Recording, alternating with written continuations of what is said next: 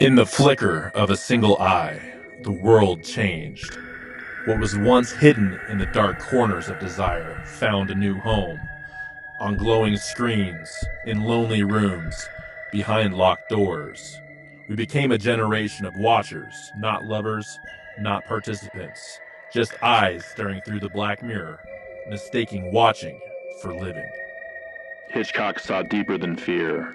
He knew the real danger wasn't the knife in the hand, but the fracture in the mind. The way a gaze can turn into a cage when the pleasure of control settles into its home in the dark. Tonight we pull back the curtain as we step into the motel of the modern mind. We all go a little mad sometimes.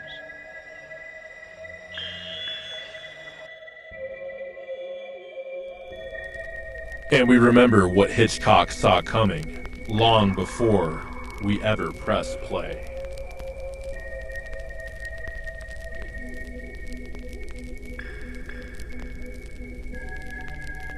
Hey everybody, welcome to the Porn Free Millennial Podcast. I'm your host Mac, and as you can see, I have somebody special with me, Dr. Gregory Borse. And where are we, Dr. Borse? We're in Monticello, Arkansas, at the 102-acre former private hunting club where I now live with my bride. And we are sitting in the lake house, which back in the day was constructed by a congressman named Jordan, and we have heard rumors that he hosted President Clinton here on several occasions, so it's a little bit of a storied place. Yeah, and Dr. Borse and I, we've done a few podcasts together, and he was kind enough to host me and invite me over. I was doing my road trip as I was talking about last podcast, and he's like, hey, how about you stop by and we'll host you. And it's been a great time. I've been here since Thursday night. We're recording on a Saturday. I think it's October 10th? 10th, 12th, one of those things. We've been having so much fun, we lost track of time. But yeah, it's Saturday today. And so this is the second year that we're doing a Halloween themed podcast. And last year we did Porn as a Vampire with you and your close friend Cale Zeldin. You went to college together. Yeah, we went to LSU together when I was working on my doctorate. He was working on his master's. And Cale's brilliant. You should check out his YouTube channel and his Substack. It's Zeldin, Z-E-L-D-E-N. And I think it's called The Underneath. Yes, and I went back and looked at our Halloween special from last year, and I think it holds up really well. It was quite good. And Cale and I bouncing off each other with you. Yeah. Works really, really nicely. Yeah, that was a great time, and definitely give that episode a listen. And as I was talking to Dr. Borse and thinking about podcast ideas, it so happened to be that Dr. Borse, you teach philosophy, English, but you also teach film class. Right. And that kind of came up when we were talking about, when we did the episode about The Exorcist. Right. You told me, hey, I actually am teaching this in my class. And we did an episode on that, but I think it was talked about a little bit in our episode with the Porn as a Vampire, and probably in the Exorcist episode, you always bring in an aspect of the movie that we're going to discuss today, Psycho. So it's the 1960 Alfred Hitchcock, probably the most influential film, one of the influential films of all time, but definitely in horror. Yeah, absolutely, absolutely. And that's what we're going to talk about today for our episode. Yeah, and so a little bit of background on how the film came about. Robert Bloch wrote a novelization of the story of Ed Gein. And for those of you who are interested, you can do the deep dive on Ed Gein. He was a real serial killer. He is the basis for the Norman Bates character here, but Hitchcock did some very interesting things to completely change the character from the novel and the actual guy to who we see Anthony Perkins playing. But there's currently a documentary out on Netflix called Monster, the Ed Gein story. I can't remember the actor who plays him. It's a great performance.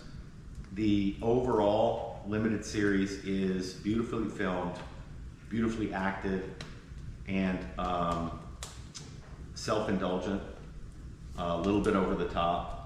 And also does some very interesting things because it interweaves his story with how Hitchcock was making the film later on.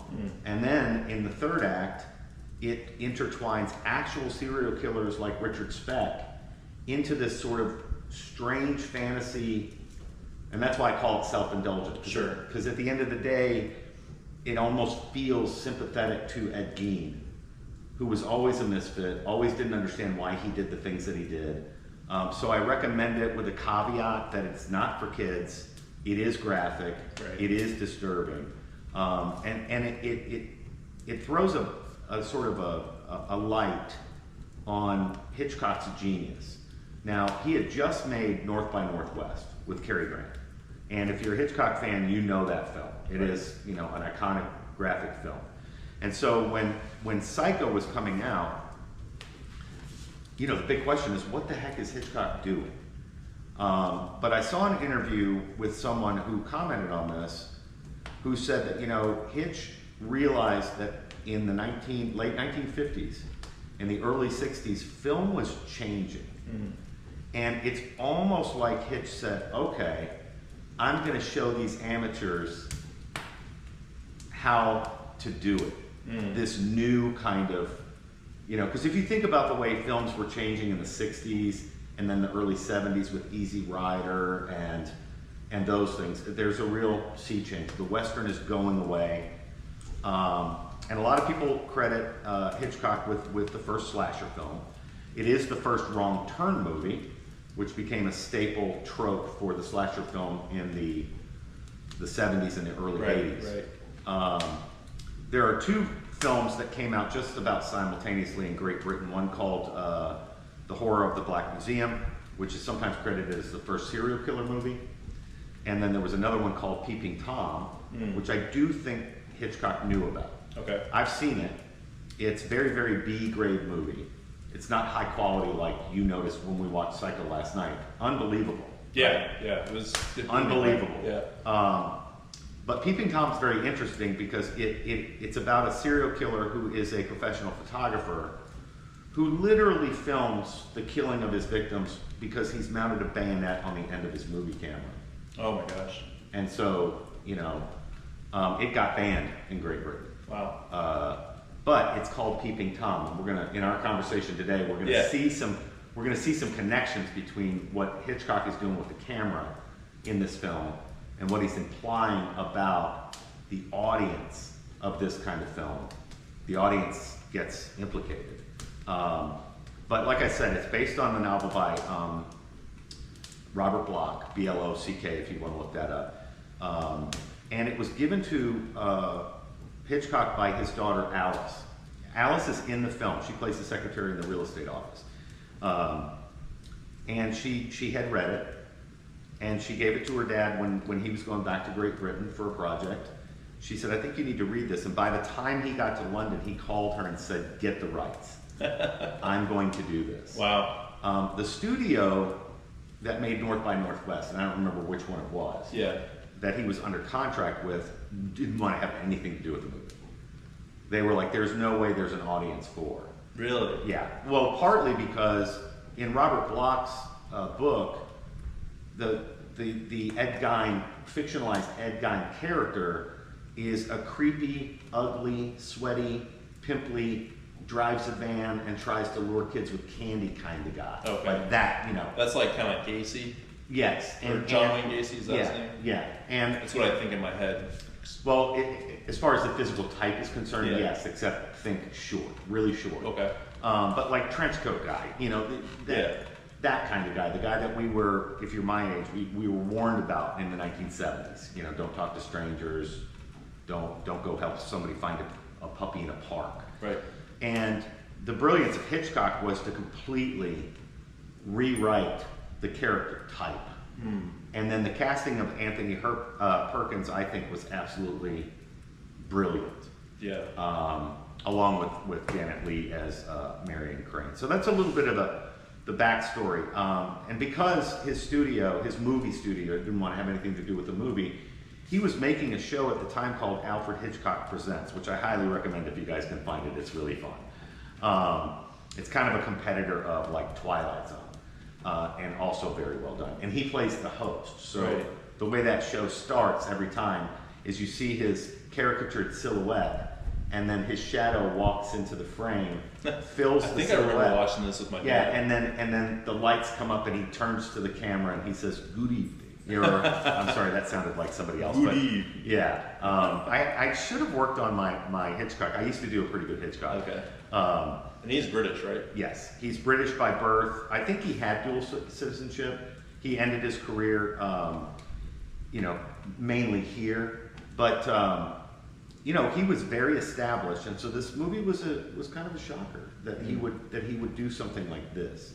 But because the movie studio didn't want to have anything to do with it, he realized, well, wait a minute, I have a television studio that I am under contract with, so I'll just film it in black and white, because television was black and white at the time. Okay. Movies were color.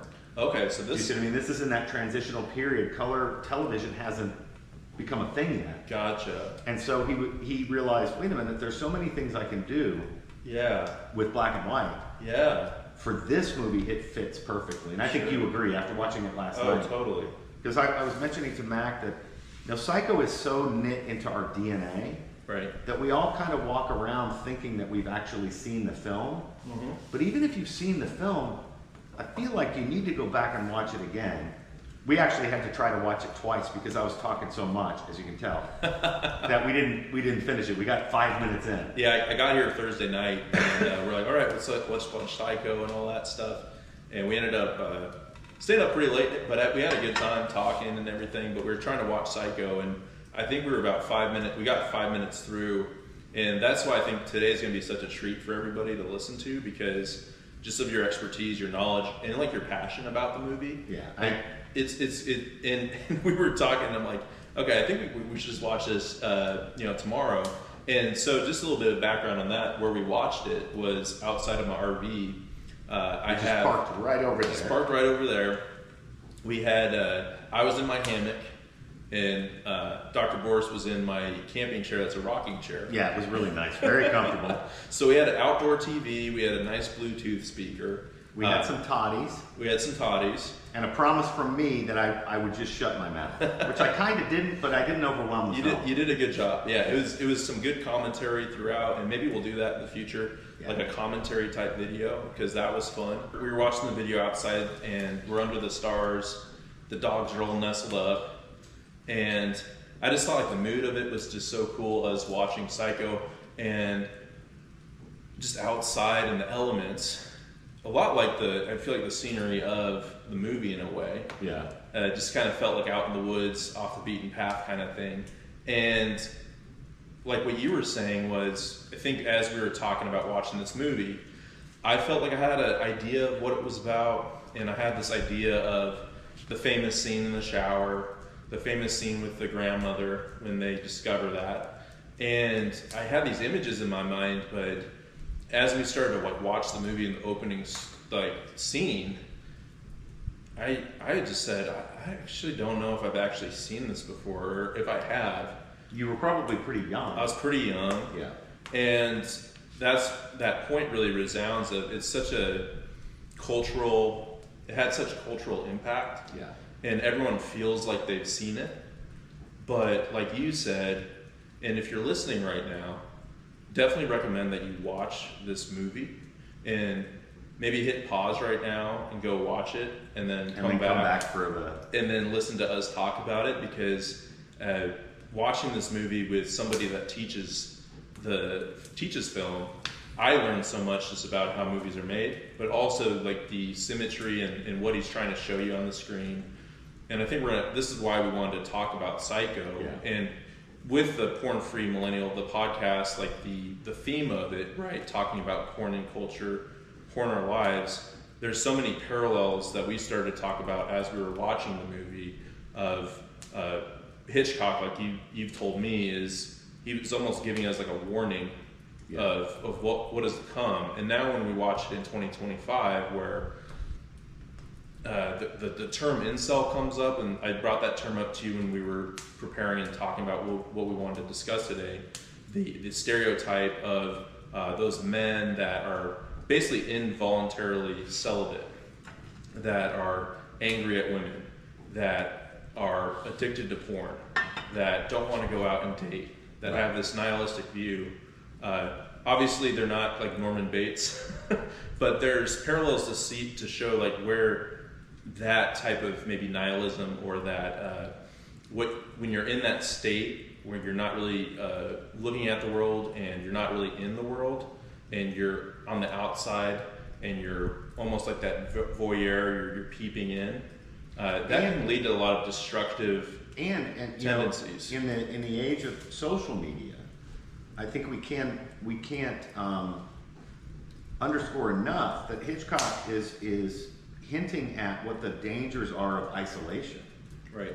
In a world that seems so available to everybody, where social media masks as a thing that brings people together, but in many ways it's doing exactly the opposite.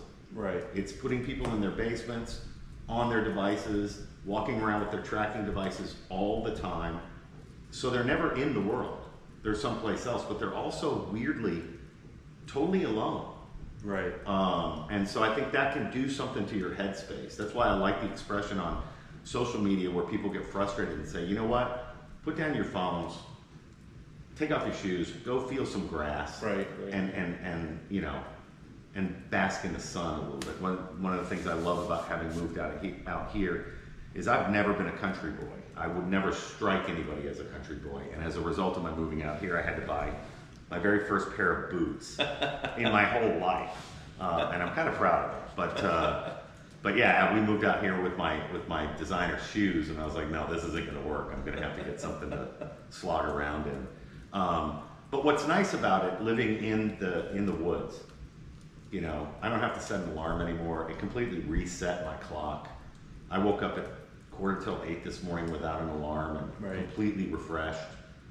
Even though we were up a little bit late last night, but it was, you know, and so I feel for people who end up in this sort of Norman Bates-ish kind of world where they're just in their own head, they're isolated from other people, their interactions are minimal. Right. I mean, interactions like this is what I like it that we finally got to actually sit together in the same room. Yeah. But doing things like this too, even when you're doing it with technology, is a step better than simply being on social media all the time and just interacting with your thumbs.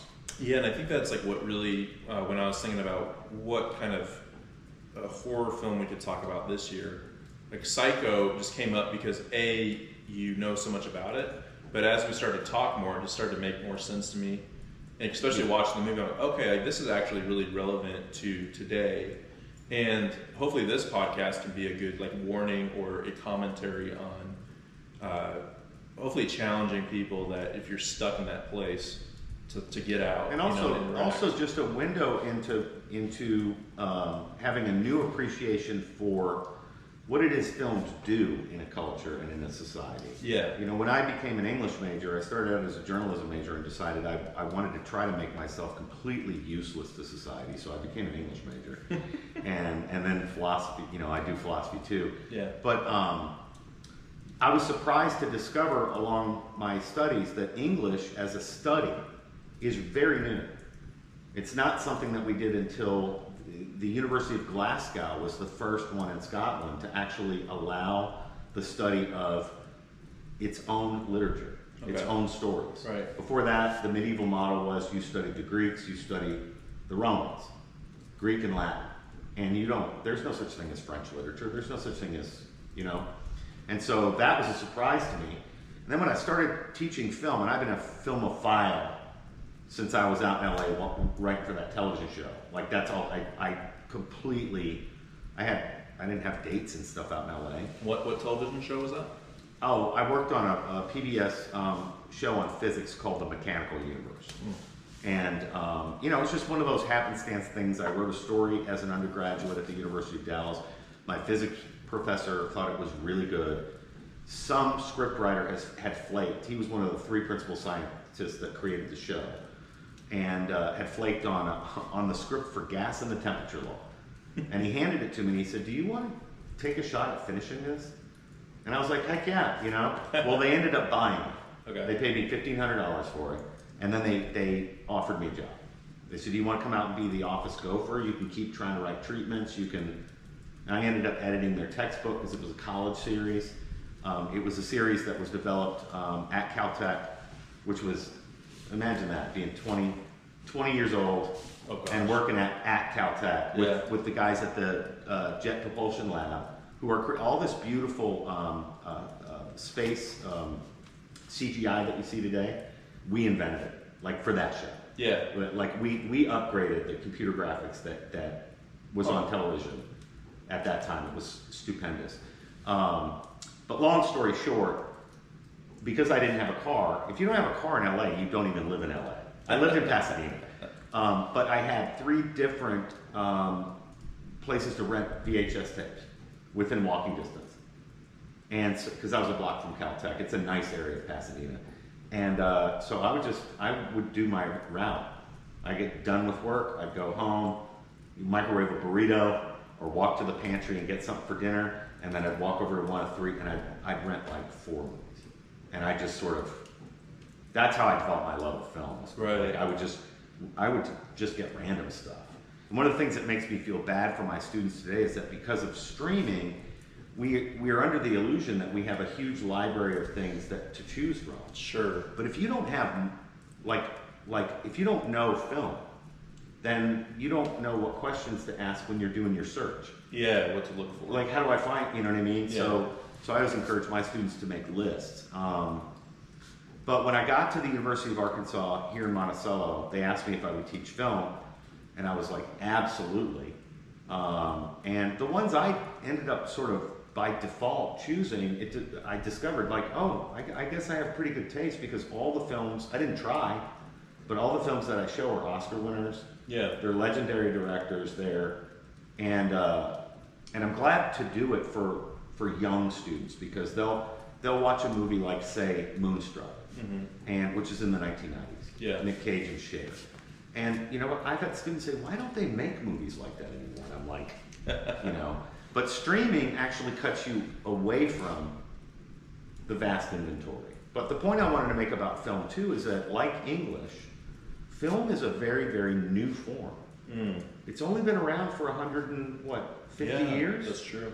And it is the American art form. We invented it. Right. We taught the rest of the world how to do it.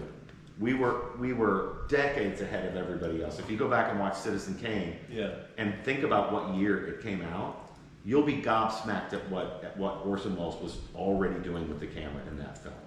That's why it keeps coming up on the top 10 greatest films ever made. And I'm continually, and Psycho is one of those films too. Right. But it has the distinction of also having been wildly popular when it came out. And as you saw, after the film was over last night, I showed him the trailer that Hitchcock made that ran in the theaters, and it was hilarious. We were laughing out loud at the wit that this man has. Yeah, just that a trailer would be made that way compared to now. Yeah. It's just vastly different. Yeah, he takes you on a whole tour of the set. Yeah. He takes you into some of the principal rooms in which very horrible things happen, and then he always stops short of spoiling his own movie for you. He's like, this shower, there was a mess here. This shower, yeah. But let's go with the next and room. the blood. Yeah. Let's go to the next one. Yeah. And he literally points at the toilet, the bathroom, the bathroom. And I don't know if you noticed, but in the very first shot of the film, you get an aerial shot, which today would be a drone shot, but you get a crane shot from the top of a building in Phoenix. And interestingly, his titles are the date, 11th December, and then the time is weirdly precise, 9:02 or 11:02 a.m. Right, on this day. And then the camera slowly tracks in to a window. Right. And then it comes through the window, and it pauses right where the blinds are about that much open. Right. And if you look carefully in the left-hand corner, you're looking into the bathroom. Yeah. You know what I mean? So the bathroom ends up being so important as an image of something, right? Of the stuff that we have to have in life, but we also seek to hide. Right. The dirty stuff about being human. And it just keeps getting referenced over and over. So I published a chapter in a book a few years ago on Psycho, and the title of my chapter was Money, Bloody Body, all one word, right? And then a quote, she looked like a wrong one to you. And it's about women, because this is really a paleo-feminist movie. A lot of people think he's a misogynist. He is not. He's so far ahead of his time. So I hope that helps you situate the film. It's extraordinarily important. When we get further into the conversation, we'll probably talk about the influences that I see down the road, especially in the horror genre. Yeah. Are just incredible. Yeah. Because like The Exorcist, The Psycho is one of those films that if you're going to make a slasher film or a horror film, you have to decide, what do I do about Psycho? Do I make a film and pretend it didn't exist? Right. Or do I go ahead and fully acknowledge it, reference it? And I think great artists end up embracing the latter. Gotcha. They have to reference it. I don't mean in a jokey way, but they can if they're good filmmakers. Like pay homage. Yeah, but there's got to be some sort of, like, for instance, John Carpenter. Is it John Carpenter? Halloween. Yeah, he did Halloween, but who made the movie, the Thriller video, Michael Jackson's Thriller video? Oh, I don't know. That's a great question. Okay, so if you guys want to go look, this is a fun little rabbit hole to go down. In the Thriller video, there's a little bit of dialogue inside the theater while they're watching the scary movie, right? And you overhear the movie. And the movie says, there's something written in blood. What does it say? I'll see you next Wednesday. And then boom, the song starts and they walk outside. And if you look at the marquee behind them as they walk away from the theater, you see that the title of the movie is, I'll see you next Wednesday. Every single one of that director's films, Spies Like Us, American Werewolf in London, every one of them has that line down. Interesting. There's a poster behind, in Spies Like Us, there's a poster behind the recruiter that says, see you next Wednesday. Huh. There's a poster in the Underground in London in American Werewolf that says, see you next Wednesday. He pauses briefly in front of it. The porn theater that he goes to meet his mauled friend in, I don't know if you've seen the film. The American Werewolf? Yeah. Yeah. I've seen it. They go meet, the name of the porn film is See You Next Wednesday. No way. So I'm sitting there going, all right, what is this? I got to get to the bottom of this reference, right? Right. Well, I think I figured it out. I've never written an article. But I think what the director was doing was paying homage to Hitchcock. Okay. Because that line, see you next Wednesday, is repeated in Hitchcock's movie Notorious. Okay. Because two of the principals meet on a park bench on Wednesdays a couple of times in the film, and Cary Grant's character says to him at the end of the conversation, because he's a spy, So see you next Wednesday. Oh. So I think it's this director's stand-in for the cameo, because if you don't know Hitchcock, you know Hitchcock appears in every one of his films. Right. It's a fun drinking game. Who can spot Hitchcock? He's gonna be somewhere. Yeah, right. In the background, in a crowd, walking through a room, you know. And I pointed out to you. You already knew where he was, probably, but there he is. He's standing outside that window. He's right there. You know, he's right there. So, So I was wondering. So maybe so we got a little bit of the background behind it in a way. Give like a quick, like, let's just say someone doesn't end up watching this movie and they're listening still.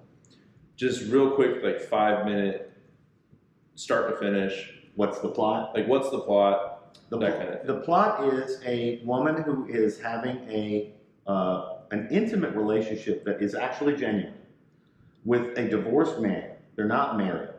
So that first scene is a kind of a shocker for several reasons. She works at a real estate office. She comes into possession of $40,000, which in today's money would be something over $800,000. She has a headache. She says to her boss, do you mind if I just bank the cash and go home? It's a Friday. I've got a headache and I just don't feel well. And he's like, of course, take. So she drives away, she goes home, and then we realize that the money is this enticement. And her calculation in her head, you can tell, is, if I took this money and I drove from Phoenix to Fairvale, California, and got with my boyfriend Sam, Right. we could fade off into the sunset, make our new life, disappear, and be golden. And so she absconds with the money. And along the way, she has doubts about what she's doing the whole time. And then classically, she makes a wrong turn in a really, really driving rainstorm. and she ends up at the Bates Motel.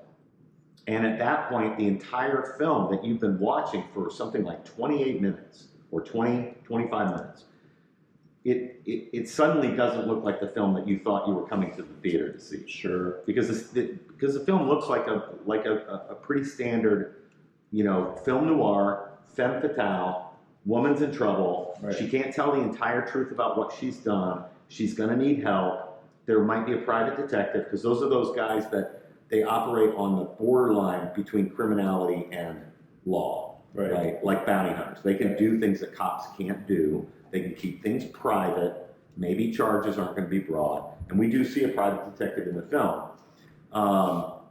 But that leads to the famous shower scene, which there's a great documentary on I'd like you guys to check out called 7852, which is a reference. It's on Netflix as well, I believe, or maybe Prime. It's a reference to the shower scene had 78 different camera setups and 52 cuts, which I don't know if you want to count the number of knife motions in the scene, but maybe it's 52 to 52. For every cut of the camera, there's a cut of the knife. That's amazing. And so at that point, you have to understand the original audience would have been totally turned upside down. Right. Because now, Marion Crane, Janet Leigh was the famous actress in the movie. It was heavily advertised as a Janet Leigh joint. People didn't really know Anthony Perkins at the time. He had been nominated for Best Supporting Actor a couple of years before, maybe a year before. So he was starting to rise, and he was starting to be being looked at as a potential leading man. He's got that look about him. Yeah, for sure. But this movie ruined that.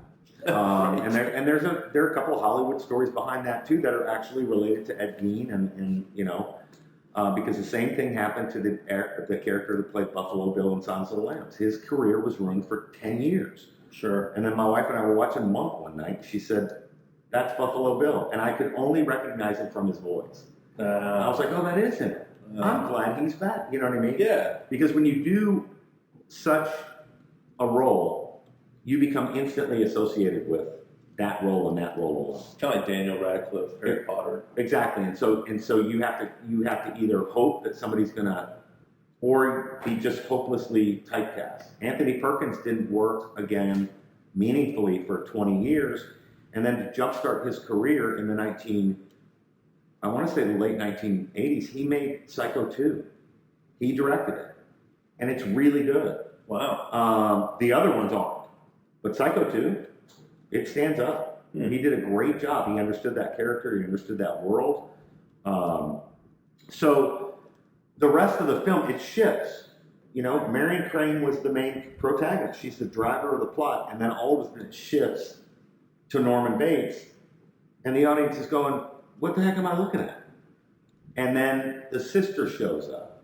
And the boyfriend shows up looking for Marion. So in a weird way, Marion continues to drive the film. Right. Even though she's been disappeared from that world. Right. And then the other dominant female in the configuration is Vera. Excuse me, I said Vera Farmiga because she plays her in Bates Motel, which I highly recommend, which is the series based on Hitchcock's Psycho. But is Norman's mother. And her first name is Norma. And so she is this sort of haunting. We peek at her, we see her, right. We hear her, right. For the rest of the film, right.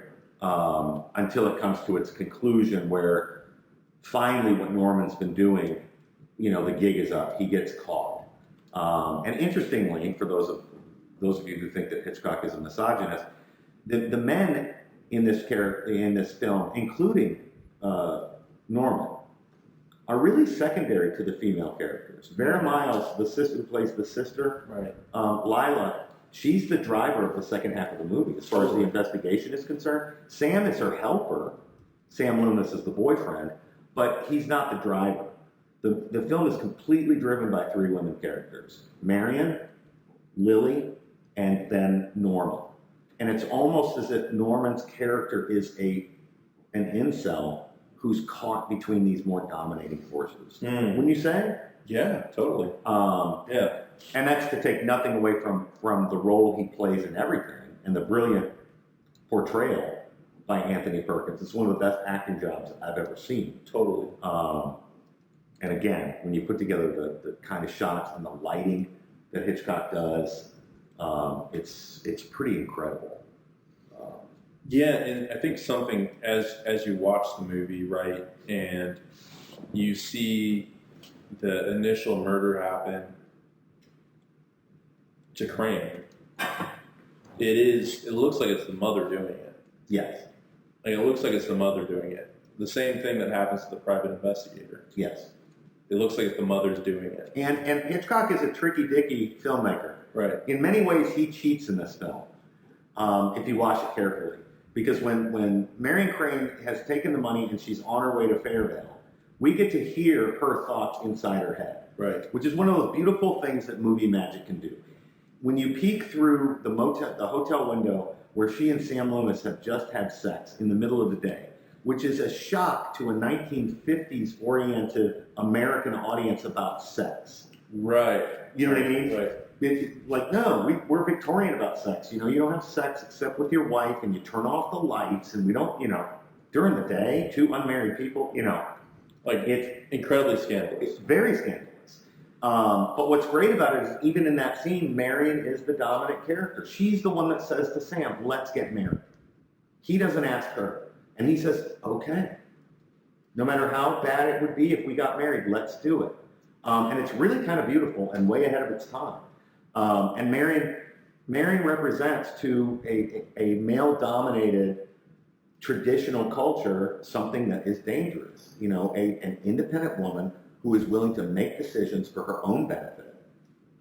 Somebody who has sex for pleasure, Right. which is kind of not allowed. And that's why the Alice Hitchcock character is so funny in their scenes. Right. Because she offers her tranquilizers and said, my husband was ready to kill me when he found out my mother gave this to me on our wedding night. I'm like, why? Well, because she was a virgin, and sex is the marital duty. It's not for pleasure. Right. It's because that's what you have to do. Wow. And so we're in a seat, this long before the sexual revolution, right? Look at what Hitchcock's doing. In 1960, he's looking forward to what's coming in the culture, right?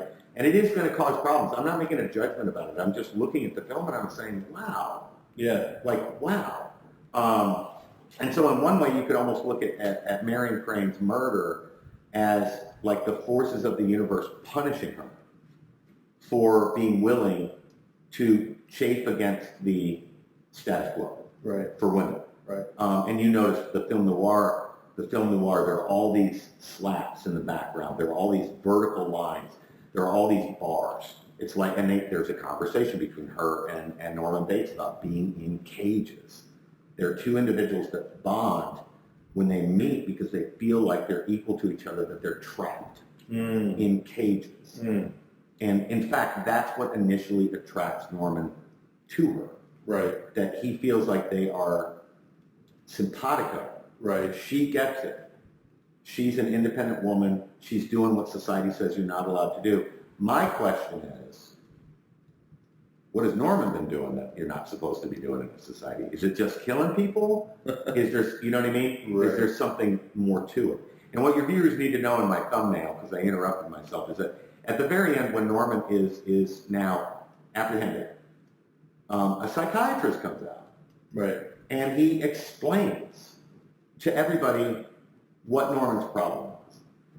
That he killed his mother, he taxidermied her, he lived with her, but he couldn't handle the fact that he committed matricide, and so he would think and speak for her, even to the point later on of dressing up with a cheap wig and in her dresses. When he was committing the murders. And other times, having conversations with mom, having dinner with her. Sometimes he would dress up with her and sit. So Bates Motel does a great job with this because they just shift to a thing where we all know that Norma is dead, but the young Norman Bates is having dinner with her and she's berating him from the other side of the table. And we know she's not really there, but in his head, Yeah. it's played like he thinks she really is there. Right. And it's played off at the end of the film to be the explanation that Norman was so guilty for killing his mom and her lover, that he just made up this fiction that she wasn't dead. Stole her body from her grave, stuffed it, preserved it as best he could, and lived with her. And then the psychiatrist said, but Norma was so cloying and insanely jealous of Norman, and he of her, that any time he had a sexual attraction to another woman, the mother would rise up and ensure that he could not consummate his sexual desire, which is the explanation for what happened to Marion in the shower scene. That's why she gets killed. I actually think that is not the right explanation for the film, for a variety of reasons. It's a good one, but it does mean that you have to simply accept Norman's explanation to the psychiatrist as true. Right. And I'm not sure we can do that. Right. You know what I mean? Right. So, but that's the thumbnail of the plot. But there's so many things that Hitchcock does along the way that are just brilliant. Right. That I think we should sort of go back to the beginning and kind of unpack. Right a little bit. So the movie opens with that voyeuristic scene implicating you and me. So that's kind of the connection to porn. I think so, yeah. Porn makes us voyeurs. Film allows us what I call the impossible view. It allows us to see things that in the normal, everyday existence of you and me, that we're not only can't see, but really aren't supposed to see. So film itself, not just porn, traffics in what Shakespeare would call the obscene all the time, because we get to be the camera. And we get to watch people do things that they think they're doing in secret, and they're not. Right. And so I think that long crane shot and that dolly in, as it were, in the air at the beginning of the film is like him implicating us. Like we're leaning forward. Like, what am I going? He just made me into the peeping Tom. Right. I literally am the peeping Tom in the first scene of the movie. Right.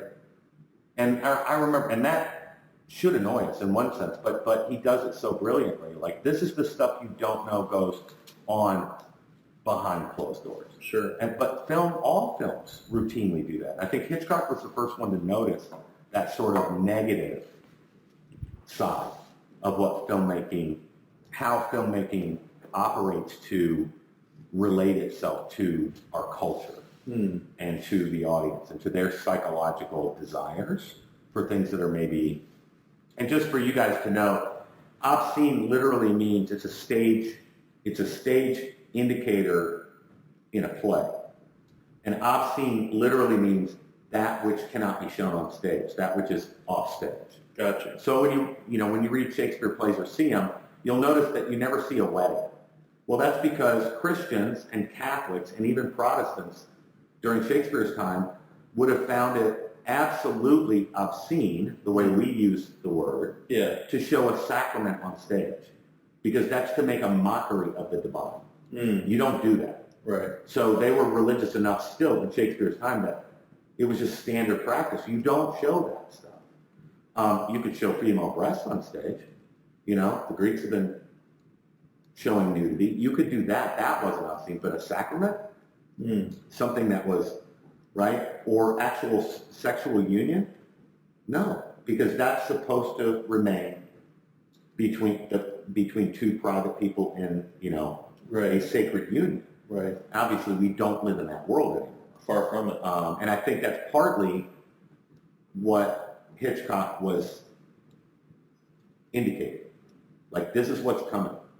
We're all turning into a man who takes a picture off the wall in his office, and you get that tight shot of an eye looking through a hole. But instead of that, I'm pulling out my phone late at night, or I'm going on my laptop. Right. Alone in my room, door locked, and I'm taking a peek in at whatever the porn is, or whatever that is. And like you were talking about, that voyeuristic tendency, I think like today, like you can look back at that time and it would be so scandalous. Yeah. But it happens, if you look at statistics with men at least, it's like 80% or so has watched porn in the last month or something of that nature. Well, you watch the numbers change, and I promise you that within the next decade, the numbers will be exactly the same for women. And that number is going up. Yes. It's like shooting up. Yeah. And so, like you're talking about with Hitchcock, talking about the voyeuristic and maybe what's to come, we live in this day and age now to where you have to like opt out not to be a voyeur. Right. And that's really like, and that could be a voyeur of anything. Yeah. It could be a voyeur of just looking at people's lives through social media. Yeah. And it used to be on Facebook or even MySpace as a millennial, to where you would see people posting on social media. And that was kind of I feel like the start of it a little bit, to where you'd look at people, and it was initially seemed like pretty, I would say, innocent, to where, oh, hey, so-and-so's going on this vacation with their family. Right. And so-and-so's doing this and that. But I think as the incentives have increased to show your best life and to show the best parts of yourself, as you're a voyeur in that, I think you start to breed in that emotion or that internalization where you are, I think, looking at the world a little bit through a nihilistic lens, or you're comparing yourself to people, or you're drawing conclusions about people or the world that maybe not be, they're not accurate. And I do think it can become nihilistic, but it's also extraordinarily narcissistic That's true, right? In the sense of Narcissus, right? The beautiful man who's punished for his vanity by being turned into a flower that can only gaze at itself in the reflective pool because it grows along the water. That's his punishment. And so what is it that people are looking for on TikTok? They're looking for themselves. Do you see what I mean? What they see is themselves. So, like, maybe when I was younger, you had these few rarefied talents in basketball in high school that you would ask, you know, what do you want to do? And I was like, I want to become a pro basketball player, right? And I meet those guys at my university all the time, and I warn them. I'm like, look at the numbers. How many Division II people get picked up in the draft? Like, it's a number. Go look at it, and then think to yourself, all right, what am I really doing here? You know what I mean? What am I really doing here? But the number of kids who are in the 8th grade, my wife teaches 8th grade, that have had smartphones in their palms their entire lives, right? That say, I'm just going to go on TikTok or Instagram and I'm going to make bank. You know what I mean? I'm going to become rich and famous that way. Like Mr. Beast. Yeah, and then you watch television and you know, the Golden Bachelor and the Real Housewives of, right? And what are you looking at there? You're looking at these people that crave celebrity and notoriety any way they can possibly get it. That think that this is the thing, and they're already. It's so sad to me. The Golden Bachelor, every single person on that show has exceeded their use-by date. You know what I mean? For what they want. With these reality shows that have especially these older people on them, it makes me think of a picture I have in my office that was taken the year 1992 that I was interviewed by Barbara Walters as one of the first 20-somethings. I was invited out to New York, and we filmed for 2 days at ABC News Studios, and they aired it as an hour-long standalone about what makes 20-somethings or Gen Xers tick. Yeah. Pretty cool experience. But around that same time, my sister-in-law, who's a very accomplished photographer, came out, took a picture of me and my oldest daughter, Elizabeth, when she was 1. So, you know, I've got these brilliantly white, straight teeth, really good hair. You know, when I was out in LA, they offered me the job to stay out there, and I was still in school, and I literally, when the project manager was saying, we know you're not done with college yet, but would you like to stay for another 2.5 years? Yeah, right. And I joke now that I had a vision of myself getting spit out the ass end of the gay porn industry like in about 6 months, and I'm like, no, I'm going back to Dallas, because I wasn't out there because I wanted to be on camera. Yeah. You know, I've always been a writer at heart, and I just wasn't, all of that whole world, superficiality is, you know, just scared me. But the thing that strikes me about these shows that we're watching now with the Real Housewives and all of those is that these people are beyond their sell-by day. Right. And I have that picture in my office, and I actually just pulled it out. Socrates has a saying somewhere that, you know, it is our responsibility not to teach our children how to live well, but to live well so that they can die well. And in order to illustrate the depth of meaning of that expression, I pulled that picture out and I brought it into class and I said, this is me when I was you, but you get to be this for a heck of a lot longer than you get to be this. Yeah, that's a good point. So learn how to do this well. Right. And that's why I don't watch any of those shows, because I'm looking at people that don't know how to do it. Yeah, they're like stuck in that young, they're trying to be young, but they're trying to be younger than they are. And Right. I could be accused of the same thing because I don't dress my age, I don't dress old, but you know, when I got cancer, I let the hair go. Right. And my kids were so happy, they're like, yeah, silver fox, that's the way you should go. Right. You know, because I'm 61. Right. And so I feel like, and I haven't had any work done, I haven't, you know, I'm just like, this is the way I look. Just have to embrace it. But it's the other reason that I ended up going on to get a PhD is one, because I love this. This is all I want. Like, how do I trick somebody into paying me to do this? Right. But two, it's because I did realize that you get to be old for a long time. Yeah. So you need to have something that you can do, you know, that you can do beyond what is going to be granted to you by youth. You know, and perpetual beauty. And so I think when we go back to taking a look at the voyeuristic aspect of social media, that Hitchcock is hinting at with what film allows us and implicates us in, I think that is actually having a negative effect on a lot of young people because it's giving them a false view of reality. Right. And it routinely objectifies the object of your gaze. Right. Right? And it dehumanizes them and it dehumanizes you. So that even in the shower scene, what does Norman have to do in order to kill her? Well, there has to be she can't see him. Obviously there's the shower curtain. Right. I mean, he dresses up like a different person. So he has to pretend to be a person that has had absolutely no relationship with her. Right. Which dehumanizes her. Right. He pretends to be somebody else who's doing this, if the psychiatrist is right, for an entirely other reason. Right. Because Norman has had a fairly intimate and revealing conversation with her prior Exactly. to his deciding to kill her. Right. Now, when we're watching the film originally, we think it's his mom that came in and did it. Right. But we find out at the end of the film that it was him. Right. So now we have to recast. What did I see? Right. Why would he kill her? Right. Now, if the psychiatrist is to be credited, he killed her because Norma took over his personality, and which means Norman's not really to blame. Right. He's just a sick person Right. that needs help. Right. Which is another thing this film issues into our culture. Right, which we see that a lot. Right.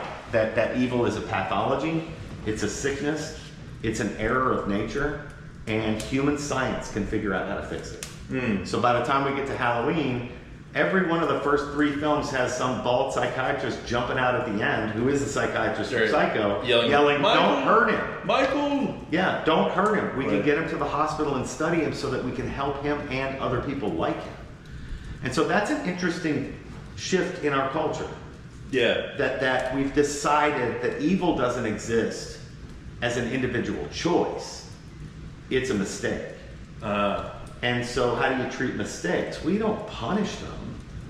Do you see what I mean? Yeah. You nurture them. Right. And you tell people and you stroke their egos and say, no, you're not a bad person. It's just that, and that's what the Ed Gein special kind of does. At the end, I think we should rightfully feel pretty uncomfortable with that. Yeah. Because is that what evil is? Is just a sickness? I'm sure in some cases it absolutely is. And I wouldn't deny that. But as The Silence of the Lamb later teaches us in the 1990s, sometimes evil is a choice. Right. And the person that's doing it, Hannibal Lecter, does it because he's good at it and he likes it. Right. Which is why anybody does anything well. Right. They like it. Right. And so I think we do get a whole 25, 30 years of the mark of Norman Bates as the model for evil. In Jason, abused little boy with a domineering mother, there's Norman Bates again in Friday the 13th. Or Nightmare on Elm Street, the guy that's haunting everybody's dreams is a pedophile that got thrown into a furnace by the parents seeking revenge on their families, right? So he's got a motivation now, but also he was a sicko. All the way through all of those, right? And they exhaust themselves in the early 80s. And then finally we get Scream, who kind of puts paid to all of it. Right. Because the killers in Scream, they just do it for a lark. Right. They just do it because they think it would be fun. Right. Which is also a commentary on what media and culture and society is doing to our youth. Right. If they could become so callous. Right. Now, when Scream came out, we don't quite have You've Got Mail. It's right in that generation. You know what I mean? The internet is now becoming a thing. Cell phone, not yet. But as soon as we make that transition from the internet on a modem in an office, see, there you've still got some safety valves. Yeah. The person still has to creep down into their basement. Right. It makes noise. Right. You're going to have that caricature of the mom going, "What are you doing down there?" You know, right? What I mean? You gotta like wait for the internet. Where's you have to wait like 5 minutes for the internet to connect. Right. Where our smartphones have just completely erased the possibility of that. Right. Which is really scary. Yeah, there's no barrier. Right. There's nothing in between me and that. Right. To stop. Right. And so it's going to take a newfound kind of rejection of what my son, and I love it that my kids, they're expressing things about it. It's not that they don't use it, but my son is like, it's garbage. The internet is garbage. Right. You know what I mean? And now he's got kids. Right. And he's especially attuned to that. Yeah, exactly. He just had an episode a couple of weeks ago with his older daughter, who's like in the first grade or kindergarten, and the teacher thought that it would be funny to reference the number 6-7 to illustrate something in class. And he said, "Dad, you're not going to know the reference at all. Yeah. But I'll explain it to you. There's this rapper who's like 19 years old in Memphis who's currently serving a sentence for murder. Okay. Who just blew up on TikTok with this really bad rap that has this 6-7 reference. And then what somebody did is they took it and they made it a meme. And so like you got Curry, the basketball player, in the meme, being asked like, how many three-pointers did you make in the first half? And he's like, I don't know, 6, 7. And everybody thinks it's so funny. But he said the reference. Sorry. You know what I mean? The reference is to something that a kindergarten teacher should not be sharing. And I said, well, first of all, she probably isn't even aware of where it comes from, because the pedigree gets lost in social media immediately. You're both. But I do think it's going to take a new generation to reconsider all of these things and how technology itself does implicate us in a way to participate. I don't know, blandly or passively in evil. Because the voyeurism thing also too gives us arm's length from the bad thing that we're doing. Right. Do you see what I mean? It gives us, we get to pretend that we're not really doing it. And it's consenting adults, right? Yeah, so what I'm thinking about too is like, at least if you were to believe Bates is, the psychiatrist is, Bates is the voyeur, but Norman is the voyeur, and then Norma is the actual person that does the deed. Right. Which it's the same thing. Right. Like it's Norman Bates. Right. Norman did it. Putting on a he did it. Putting on a mask in order to do it, which is another trope in all the slasher movies, the mask. Right, and I think in some ways when I think about porn, right, is I remember a lot like in earlier before I really got into recovery and really thought about and worked on myself on this relationship with porn. It felt like I was more of that voyeur that wasn't really committing the act itself. Right. Because there was a disassociation with my personality. Right. It's where I'm like, hey, this is the Mac that everybody sees. This is the Mac that I present. This is who I am. Yeah. And then I had to disassociate myself when it came to looking at porn in secret and then not being honest about it because of that shame. Yeah. Because of what I was doing, but I couldn't really come to terms that I was doing it. Yeah. So then I had to disassociate from it. Yeah. So that's like when the line of questioning comes in, and that could be, if you're listening, like from your wife or your girlfriend or whatever. It's almost like when you don't tell yourself, hey, I actually did this. Yeah. Like I did the act. Yeah. Like I went in and I searched for it, I looked at it, I hid it. If you can't come to terms with that, which initially in my life that was the struggle. Yeah. And I think a lot of people can relate to that, to where you build up this disassociation with it, to where, hey, I'm just a voyeur. Right. Like, everybody does it. And it's wrong. There's something in you that's not resolved, but at the same time, you can't fully mesh the two together to say this is actually me. Yeah. Like this isn't who I am. It's a part of me. Yeah. It doesn't define me. Right. But at the same time, like you have to come to terms with this is like I actually did it. Yeah. In order for there to be any kind of change in who you are. And we talked about that last night. You know, Right. I told you I don't like the passive voice when describing when bad things happen. Right. And I constantly hear it on crime shows and in courtroom dramas where the apology from the murderer is, I'm really, really deeply sorry about what happened. Right. It's not what happened. Right. It's what you did. Right. And we are in the habit of not taking possession of our own actions and the consequences for those actions. And I wish we could change the vocabulary a little bit. Interestingly, in the 1990s, Gus Van Sant, who is a very accomplished filmmaker, made a shot-for-shot remake of Psycho, with Vince Vaughn as the Norman Bates character and Anne Heche as the Marion Crane character. I think she played Marion Crane. She might have played Lily, but I think she's the Marion Crane character. It was pretty famous. And in that film remake, there's only one shot in the film, or scene in the film. He splices in a kind of a coup effect, they call it, where you put in an unrelated image that has not been provided for at all. There's one of those. He did one of those. Think of Citizen Kane when they go to the Keys to have the big party, and all of a sudden you get a cockatoo like squealing on the film, and it's kind of unrelated to anything in the scene that you're watching. That's like a Russian, some Russian filmmaker sort of invented that as a psychological something. So Van Sant put an image of a sacrificed lamb just suddenly for no reason in the film at one point.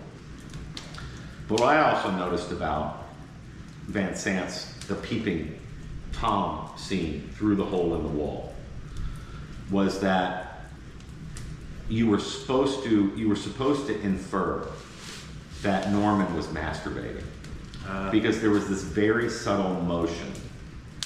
You see what I mean?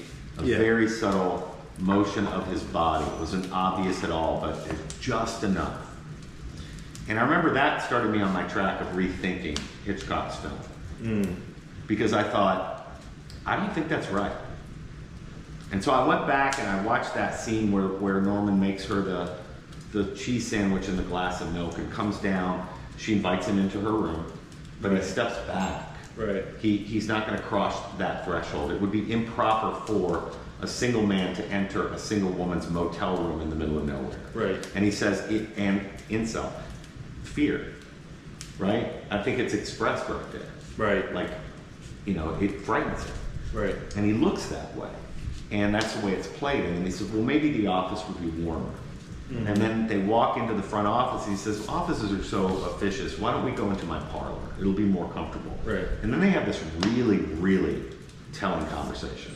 And to add to that too, I wrote down stuffed birds. Right. And just for the audience, maybe expand upon that a little bit. Like this is a great scene early in the movie, right, where she pulls off the road. It's rainy.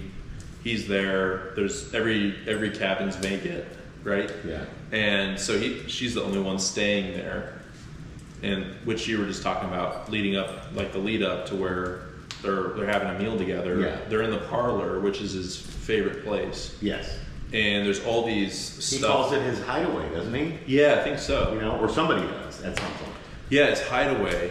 And this is interesting because I wanted to talk about this. You were talking about objectification and how, and that's deeply inherent within porn, right? Is the objectification of the woman, turning her into an object. And even if the porn involves other people, like everyone's an object for that the voyeur, for the sexual pleasure, to meet that need. And I couldn't help but think about it as you were talking about with the Norman Bates's passion is the stuffed birds, or that's his obsession. Yeah. It's I don't even know if it's a passion, it's more of just an obsession, is being a taxiderm for these birds. And he does say that. I think that word obsession is right, because she says it's a hobby. It's a strange hobby. Yeah. It's a curious one. She immediately says curious to sort of take the bite out of the word she just used. Yeah, because she's unsettled.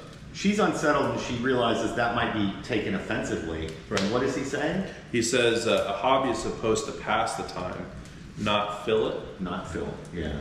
And I thought that was interesting because I think what you're talking about with objectification, I think in the same way the stuffed birds are an object, and they're taxidermed so that they don't decay. They stay in this life, like they look like they're still alive. Right. They're basically fossilized within this time, or maybe it's like the peak part of their life with like a trophy, right? Like that's like it's like I'm a hunter, right? So you have like the antlers, and you have maybe the taxidermed, the head, Or even on display.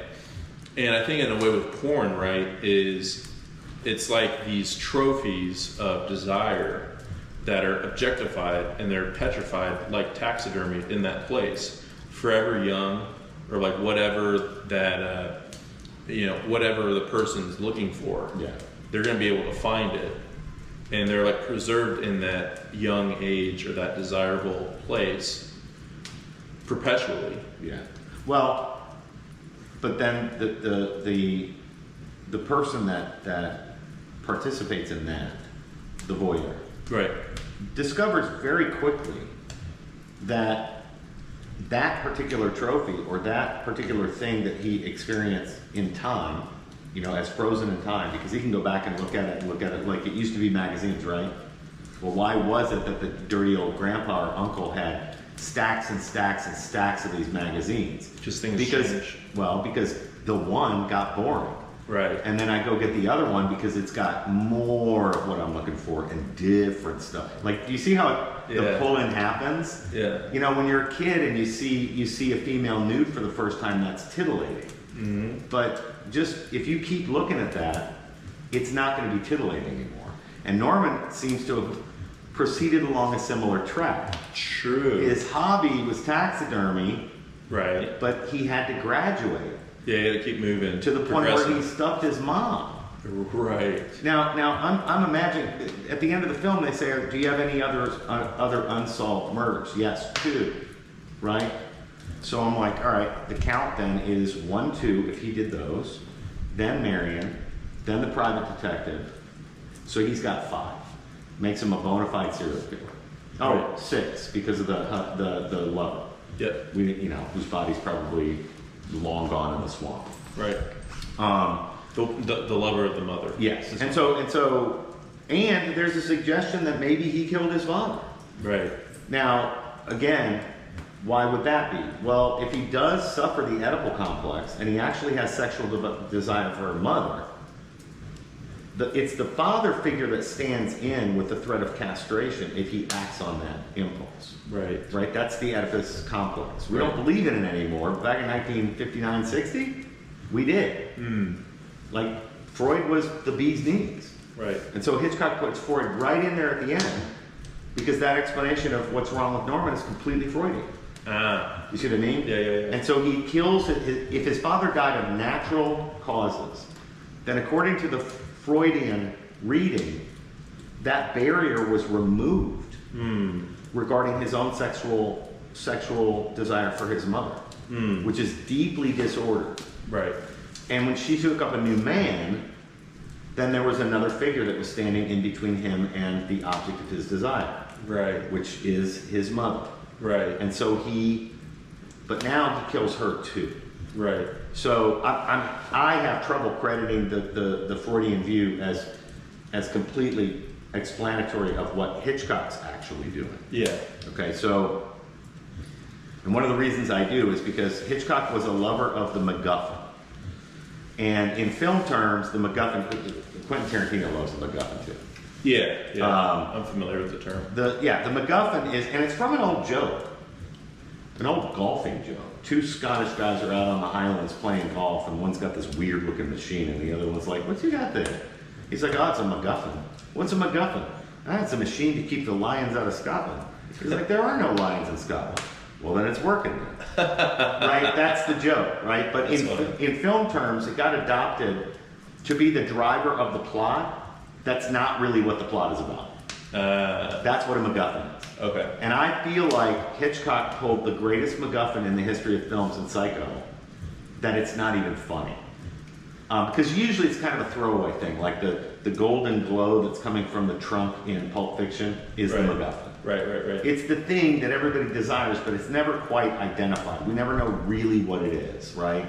And it's the thing that warps us and that causes us to become depraved or whatever, right?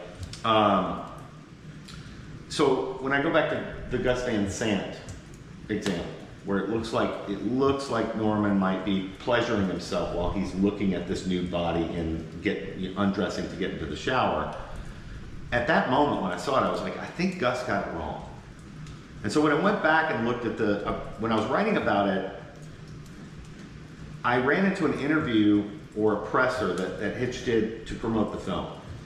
And a reporter asked him, "Hey, did you hear that this famous so-and-so psychiatrist is going to do a Freudian reading of Norman Bates? And write about it." And Hitch's answer was very interesting. He said, "Those idiots, don't they think I know what I'm doing?" And it completely made me rewatch the movie in a new way. I was like, wait a minute, that old psychiatrist thing at the end, we need to rethink whether we should believe that or not. Yeah. Because if we believe it, it means that he just took Norman's word for it. Right. Right? And they kind of did that throughout the movie, right? Yes. To where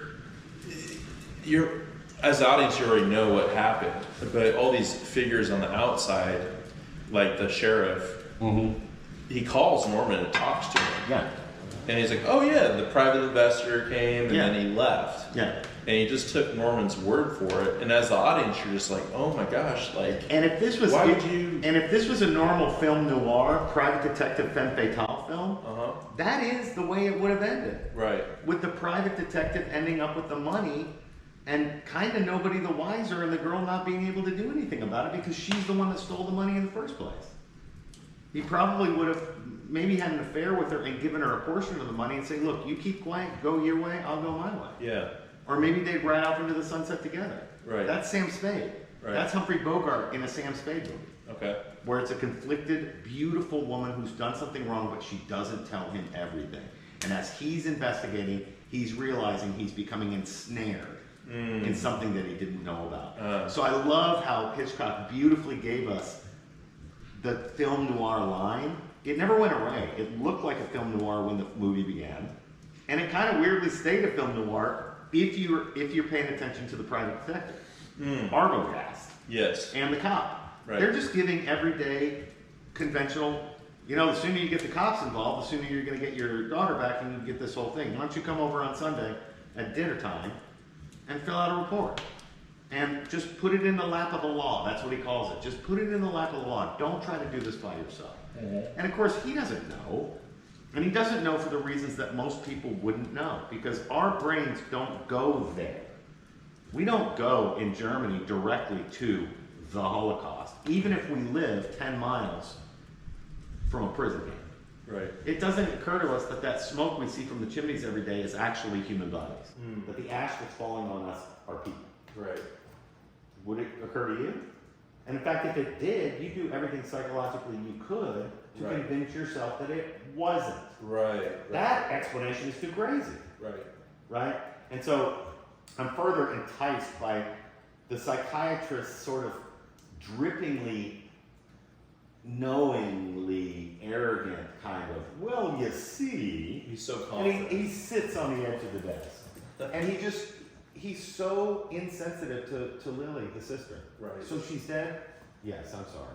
And then he goes on with Yeah. what he thinks Yeah, is but important. he didn't even wait. There's He no just kept going. consoling, there's no human He's feeling. like, yeah, there's that no, sucks. Let's go Yeah. with what I know about. Yeah, it doesn't even pause to say that sucks. Right. He does say I'm sorry, but there's no. He thinks that Norman's story is the important one. So here you get the eraser of the victim again, and that's totally on purpose. But when Marion walks in to register for her room, when she's signing the ledger, she pauses, and we get a really tight shot, which is film vocabulary for hey, pay attention to this. And she writes down the name Mary Samuels. And fun fact, in the working script, her name was Mary Crane, not Marion, but they changed it because they found a Mary Crane in the phone book in Phoenix, and Hitchcock said, well, we don't want her getting a whole bunch of phone calls after this movie comes out because they think she's the real Marion Crane. Right. So, but she writes Mary Samuels, which is a strange mixture of Marion Crane and Sam Loomis. Samuels is the long name for her boyfriend's first name. Oh. And she's carrying a newspaper that has $40,000 in it, or she sees a newspaper, right? No, she's carrying one. And she writes down that she's from Los Angeles. And so Norman notices that, and when he reaches around to give the key to cabin 6, he switches his hand to cabin 1. Yeah. So my read of that is, oh, she's a California girl. Which is a certain type of Looseness, certain type of loose. California girls in the 1960s were available. She's a bottle blonde. You can see her roots. That was on purpose. She's not really blonde. She's a brunette, but she has changed her hair color to blonde to make herself more attractive. Do you see what I mean? Yeah, so he's reading that. He's reading that like, she's one of those girls, right? But he hasn't had the conversation with her over sandwiches yet. Right. But he puts her in cabin 1. And why does he do that? Because that's where the people live. Right. So he's already planning on watching. It's really interesting though because initially he didn't pick that. No. But So then when he noticed that she wrote down Los Angeles, you watch his face. He gets a little look on his face and he switches. His hands are like this, and he stops and he goes boom. So that's kind of interesting because I think when you tie that into porn or sexualization, right? That's also something too, maybe, to where once that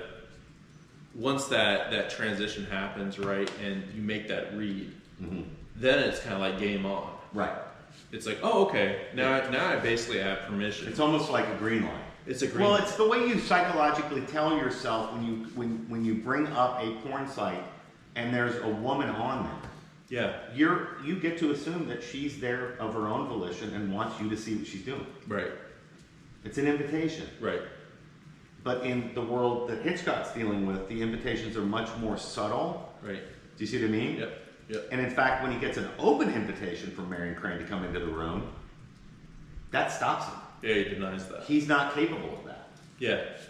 And yet, the very act of plunging a knife into a woman's body penetratively is sexual in nature. Yes. Yeah. Do you see what I mean? Yeah. It's a violent version of intercourse. Right. Which a lot of porn is very violent. Right. And so all of that going on, right? And it's another reason why I get excited about this movie, because I don't think people appreciate that in 1960, Hitch is already doing this, and he's doing it in such a subtle way that it gets past the censors. Like, if they had figured out what he was really showing us, there's no way this movie ever would have made it into theaters. But he's a genius.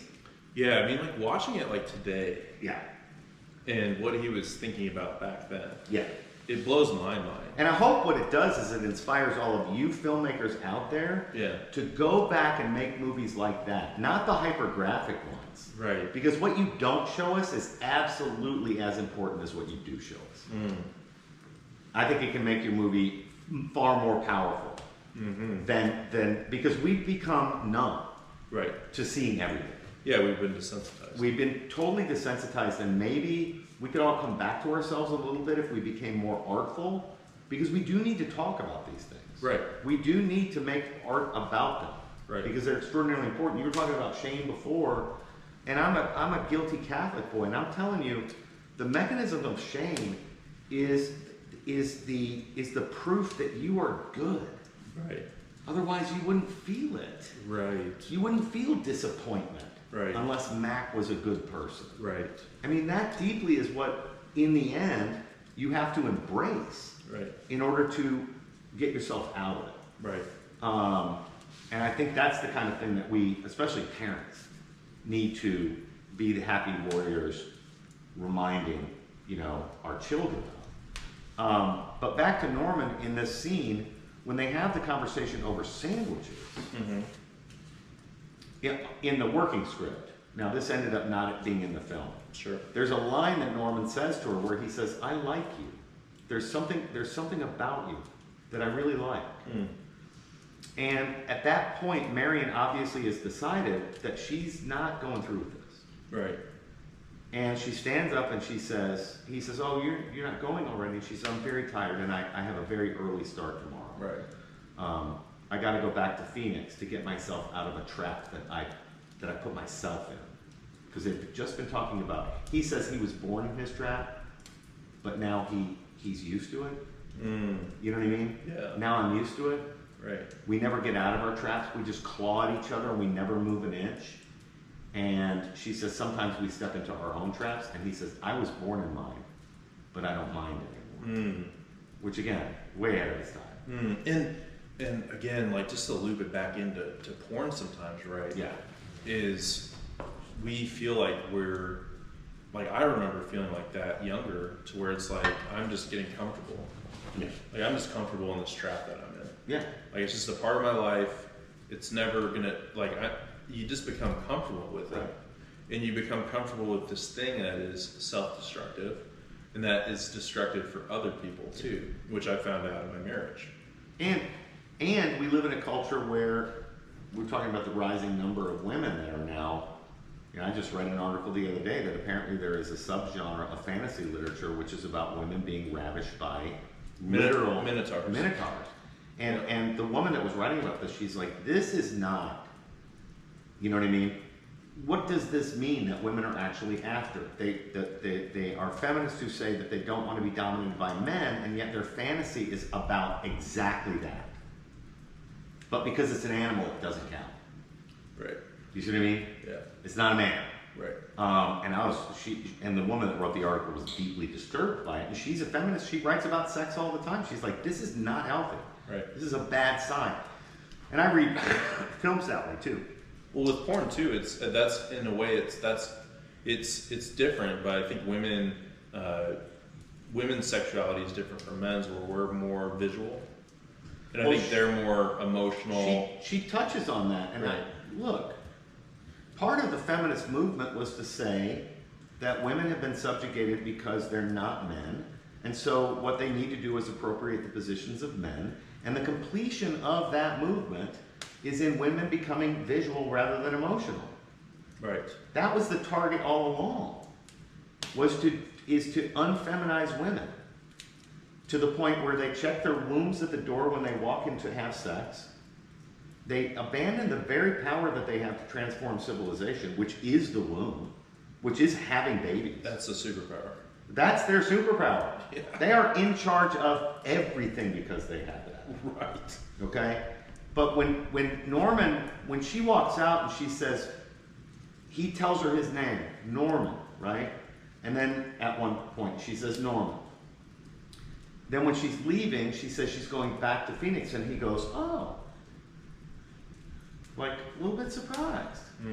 Back to Phoenix to get out of a trap that I set for myself, or I put myself in, right? And he says, well, I'll make breakfast for you. You know, what time are you getting up? Very early, that's okay. You know, I'll be here with breakfast. And then she walks out, says thank you, goes back to her room. He walks out of that parlor. He grabs the ledger book, and he turns it around, and he looks down and sees, because he just extracted from her name. Right. Miss Crane. Yeah. And that's not what she wrote down. Right. Okay, now, here's where my thing takes over. It's at that moment he decides he's going to kill her. Because he thought she was a fellow traveler. So he was, like, if he didn't ask that name, or even if she said she was going to have breakfast, Right. do you think he would have killed her? No, I think he decides to kill her because he just found out that she lied to him and she's not like him at all. So now she becomes a victim. Does that make sense? And do you think that's like what happens sometimes with men towards women? Well, To yes. where we feel like, But my point about yeah, go ahead. My point about Norman now goes to the subtleties of Anthony Perkins' performance. Yeah. Norman is not sexually attracted to Marion Crane. He's gay. That's why I think Gus Van Sant got it wrong. He was not masturbating. Right. I get it, but I told you, Hitchcock kind of cheated in this movie. He did things so that we would think certain things. But because the all-important moment in the film is the last scene, and guys, the last scene, the shot of Norman sitting in that blanket, on that blank white canvas, Yeah. with the shadows over his face, and the camera coming in, and the fly on his hand. How the hell did they get that? Because it's a real fly. You know what I mean? Right. And we're hearing voiceover of his mom's voice saying, he would have told them that I did it, and I couldn't let him get away with it. Right. I wouldn't hurt a fly. Like, I'm not even going to move my hand to touch that fly. They'll see. And then the last shot of his face, right, is of him looking at the camera like this and smiling knowingly at us. Yes. And I'm like, the psychiatrist is wrong. And what he's doing is he's angling to get himself into a psychiatric hospital because he'll get released from that. He's not going to prison. You see what I mean? Because he played them. Right. And the get up and all of that stuff is part of that. And then you get an Easter egg in that shot. Y'all look for it carefully because Norma's face flashes on top of his face. Her shriveled skull. Right at the very end. Boom. Right there. I'm like, was that the first Easter egg ever in film? You know what I mean? Like, I don't know the answer to that question, but that'd be cool if it was. But then the last scene that we see is of what? The car being pulled out of the swamp. Right. And I find that so and then the end, right? As we're seeing it just come out of the swamp. I find that so telling that Hitchcock decided that pulling the car out of the swamp would be the last scene, not the Easter egg and not Norman's face. Because that could have very easily been it, right? But apparently Hitch had a reason. Why did he want us to be... So when I went back and looked at the film, I wanted to talk about that when the cop walks up to Marion in the car and he treats her in a certain way because she's a woman all alone on the side of the highway who's asleep. This is kind of when she gets the money. Before she sells her car and before she makes the wrong turn into Bates Motel. She's got the money. Yep. She gets really tired on the road, and then there's a fade to black and then a fade up, and the car is just there. And then a cop pulls up by it, notices that there is a woman in the car, and backs up, parks behind it, and then he comes up and he raps on the glass, right? And the way he treats her, because I asked my students, do you think if that was a guy that was sleeping in his car because he'd gotten too tired the night before that the cop would have told her he shouldn't have done that? No, he would have been like, all right, man, just want to make sure you're okay. See you later. Right. But because it's a woman, he gives her the third degree. Right. Right? He won't take his glasses off. And I want you guys to look at his face because his nose is a dick. I mean, deliberately. Yeah. It is a fact. And he's got those mirrored sunglasses on. And she's like, what, do I seem like I'm doing something wrong? And what does he say? Oh, gosh. He says, sure seems like it. Yeah. You know what I mean? Laugh, yeah. He's like, what are you doing? And she's like, I got tired. I'm on my way someplace. And I can go. Have I broken any laws? Well, no. Do I seem like I did something wrong? Frankly, yes. And then she turns on the engine and he says, no, shut that off. He goes around to the front of the car and we get, again, another super close-up of the license plate. So there are 3 close-ups of license plates and that's the middle one, I think. No, that's the first one. And so I started thinking about it. I was like, all right, so in feminist parlance, right? Money is always a stand-in for male power, right? Right. And so when the guy with the $40,000 is shaking that $40,000 in Marion's face at the beginning of the movie, that's a stand-in for a common practice in porn. Right. Correct? Correct. Again, Hitchcock's way... And I joke about it, and I'm like, money's a stand-in for male power. What is male power? Male power is semen. Right. And so that's why all of our rappers gotta make it rain. You gotta show that you got so much of that stuff you can waste it, right? But what is the danger that the female form constitutes for the male? If I donate my seed to a female body, she can abscond with it like the $40,000 in her purse and do something with it that I can't control. Right. Which is why men want to control women. Right. So what would be the greatest, best way for me to be able to satisfy my sexual urges and not risk my seed? It's that license plate. The first three letters of which are A-N-L. Anal. And so that's scandalous. Right.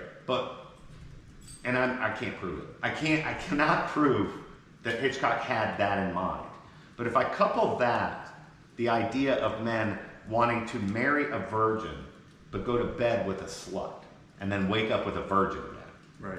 And when I couple that with the feminist idea that the patriarchy tries to hold women down because they are what Faulkner would call dark and threatful. The very dark and threatful thing they can do is abscond with our seed and then make something, a child, that is not a replication of me. Right. Like if males were in charge of human replication, well, hell, I'd just make a bunch of mini-me's because I'm perfect. I'm perfect. But it's almost as if, as Faulkner says, nature won't allow it. Female nature will not allow us to duplicate ourselves. It forces us to be combined with something else that we can't. Yeah. And this goes all the way back to Greek myth. Right. And so when I couple that with the idea that Norman is actually homosexual, it unlocks something for me. That his sympathies for Marion is that she's a fellow traveler in the sense that she's not getting along with what society says a woman like her is supposed to do. And we like her for it. Don't we? Yeah. I like her. Yeah. I'm like, you go, rogue. Right. You know what I mean? They're telling you that you're not allowed to be an independent woman who pays her own bills and lives in an apartment and can fall in love with who they want. Well, wouldn't that be Norman's argument? And if his mother is the old Victorian cloying marm, she's not allowing any of that kind of stuff. In fact, she's going to live her life in denial that the weirdness of her son has to do with that. Do you see what I mean? And so his murder spree is more against the status quo. It's not sexual. It's revenge on a society that will not let him live. Do you see what I mean? Yeah. And in fact, when it intuits that there's something weird about him, right? What does it do? It moves the highway. All right, creepy boy, you do your little thing in your basement over there. We don't want to look at it. To me. Yeah, and That's kind of meta, but you know what I mean? Well, Like, I'm listening to you, and I'm thinking about how I think people that young men, like when I was 10, yeah. the culture around being addicted to porn or watching it often and being problematic is like you're a creep. Yeah. And like you said, like be in your basement, like little boy lives in their mom's basement. That's just what I was thinking. And about again, back to go back to your thing about the incel, right? Because the attitude when I was younger was that was forbidden. I think I saw porn when I was growing up, maybe, I don't know, 5 times. Right. You know what I mean? It wasn't something that was in our house. It's something you had to go out of your way to do. I just saw the other day driving across country from Memphis. One of those out of the way used to be a truck stop next to a Walnut Bowl highway thing that was a porn shop. I'm like, they still have those? Yeah. You know what I mean? Yeah. Like where you go in and Yeah. there are booths and stuff like so. Apparently there's still a culture that's clinging on over and against the internet. Right. But what that turned into too, by the time I got into high school, was that if we found out that somebody was addicted to porn, we were like, loser. You can't get a girl on your own. You know what I mean? Like you gotta do that. Like, have some self-respect, dude. Go out on a date. Right. Get a haircut. Right. Learn how to dress. You know what I mean? Like, Sure. Like, figure this stuff out. You socially awkward, Right. Pervert. Right. And we don't live in that world anymore. Right. That porn's become so mainstream that it's just like, and in our professional psychology, completely normalized. Yes. It's not wrong. It's your preference. Right. And there's a way to do it healthily. So no wonder we have a pedophile problem. Sure. No wonder, because the goalposts just keep getting moved. And I'm not trying to be a school mom, but when you read culture through art and you read culture through pop, I think pop art, popular film, popular music is extraordinarily important, because it's almost like a free market economy. It never really lies to you. It's always telling you what's going on. Right. You know what I mean? And I was saying, like, for politics, like, the next generation has already solved all of the issues that their parents are still bickering about. And so that's why we get the eye roll. Right. So like when gay marriage was a thing, I asked my son, who's in the 6th grade, what do you guys think about it? And he's like, whatever. I was like, okay, well, that's over. Do you see what I mean? Like, Yeah. It's over. It's over, because the next generation, which is one of the things as a professor I try to specialize in, pay attention to, because what do they say? Politics is downstream from culture. Right. We fail to look at culture. Right. Pay attention to culture. Right. But because we can participate in it, it's not just a force that we don't have any say over. Because we are artists. Right. We are podcasters. Right. We are readers of film. Right.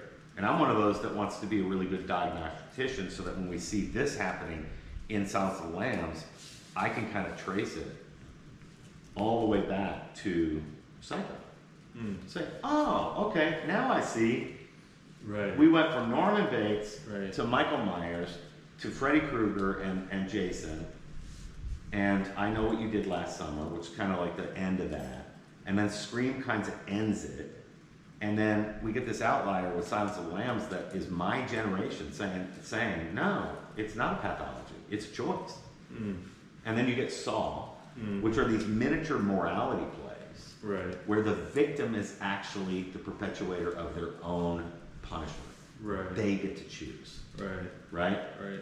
And then you get The Strangers, which is the Wrong Turn movie turned inside out, and Cabin in the Woods, which again is another kind of satiric send-up of all of the tropes that we've always used. But like the slasher films of the early 1980s were all morality plays. Right. What happens when you have sex when your parents told you that you weren't supposed to? You get killed. You know what I mean? Yeah. So you can see the pedigree. You can see that, and this goes back to my comment early on in this conversation, that film is a really, really new genre. Well, that means that the greatest writers and directors are always in conversation with each other. The best ones are. They've seen everything. And then they make decisions about, all right, what new do I have to add to this, and how am I going to deal with what I learned from this, and this. That's what I think about the greatest artists. And so Psycho still hasn't gone away as a film that you have to deal with. Same thing with The Exorcist, which is in a parallel universe of that the Conjuring movies are all about. Right. And the Annabelle movies are all about. Right. Whenever you do a demonic possession or a ghost, you've got to deal with The Exorcist. Period. Right. You have to simply decide what it is you're going to. And I want to encourage you guys, if you haven't seen The Exorcist, don't watch it lightly. It is possibly still the scariest movie ever made. And I didn't think it would be, but when I went back and looked at it, I was like, oh, this stands up. Yeah. It stands up. Because if it turns out that that's true, it's terrifying. Right. Which again, going back to the voyeur thing, there's another aspect of porn that allows us to pretend that it's not real. Yeah. Right? Totally. Huge. That's a big part. And it's why I think that, and this is dangerous, It's why I think a lot of consumers of porn start to gravitate toward the dark web, so that they're not looking at scripted fake stuff, they're looking at real stuff. And that is super dangerous. Don't you think? Totally. And the explosion of child trafficking and child porn, direct result of that, because when you're an addict and you demand more and more and more, when it comes to sex, we're talking about more and more and more extreme and distorted and disordered practices. And it's going to end in a snuff film. It's going to end in torture. It's going to end in... Like a gangbang or gang Yeah. rape. Yeah. And that's a big part of it too. It's not just child stuff, but it's people being trafficked. Yes. And it's people being held in this industry. Yeah. Like no one, I feel like a lot of people don't go into the industry because they want to. No, that's something that I came belatedly to. Right. And I realized, oh, that's right. You know, it's almost like the stripper world, where there are a lot of women probably involved in it that pretend for a good portion of it that this is something that they chose to do. Right. Until the corkscrew has gotten them all the way down to the bottom and they realize they can't get out. Right. Like it was a trap. Going down. Yeah, you feel like I'm good, I'm independent, this is what I do by choice.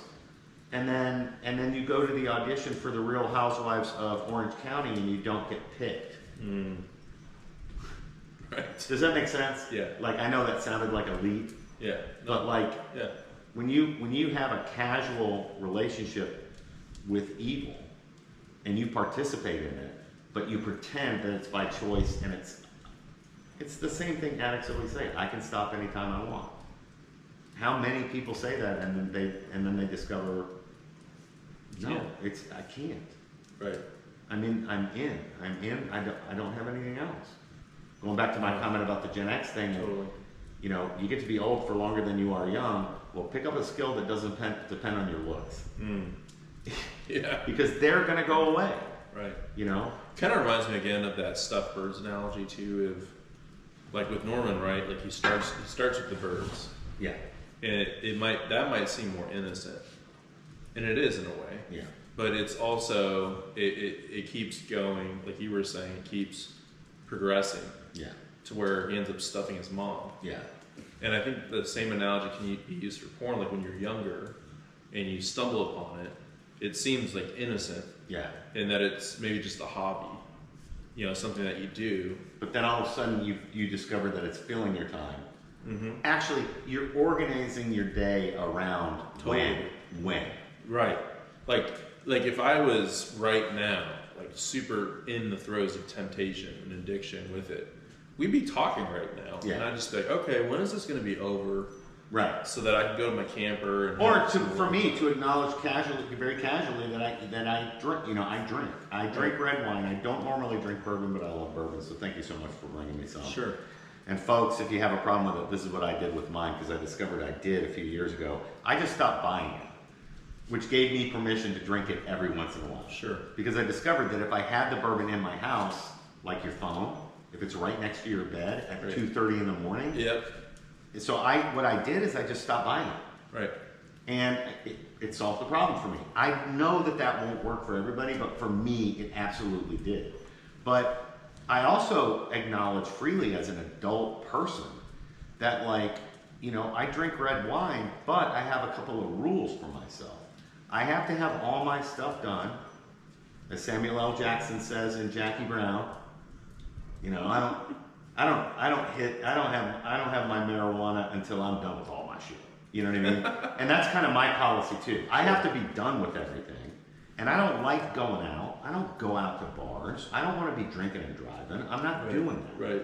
And so I was talking to somebody about it one day. I was like, yeah, and even when I have these long days where I don't really have anything I need to be doing, here's my rule. I can't have a drink of anything until the dishes are done.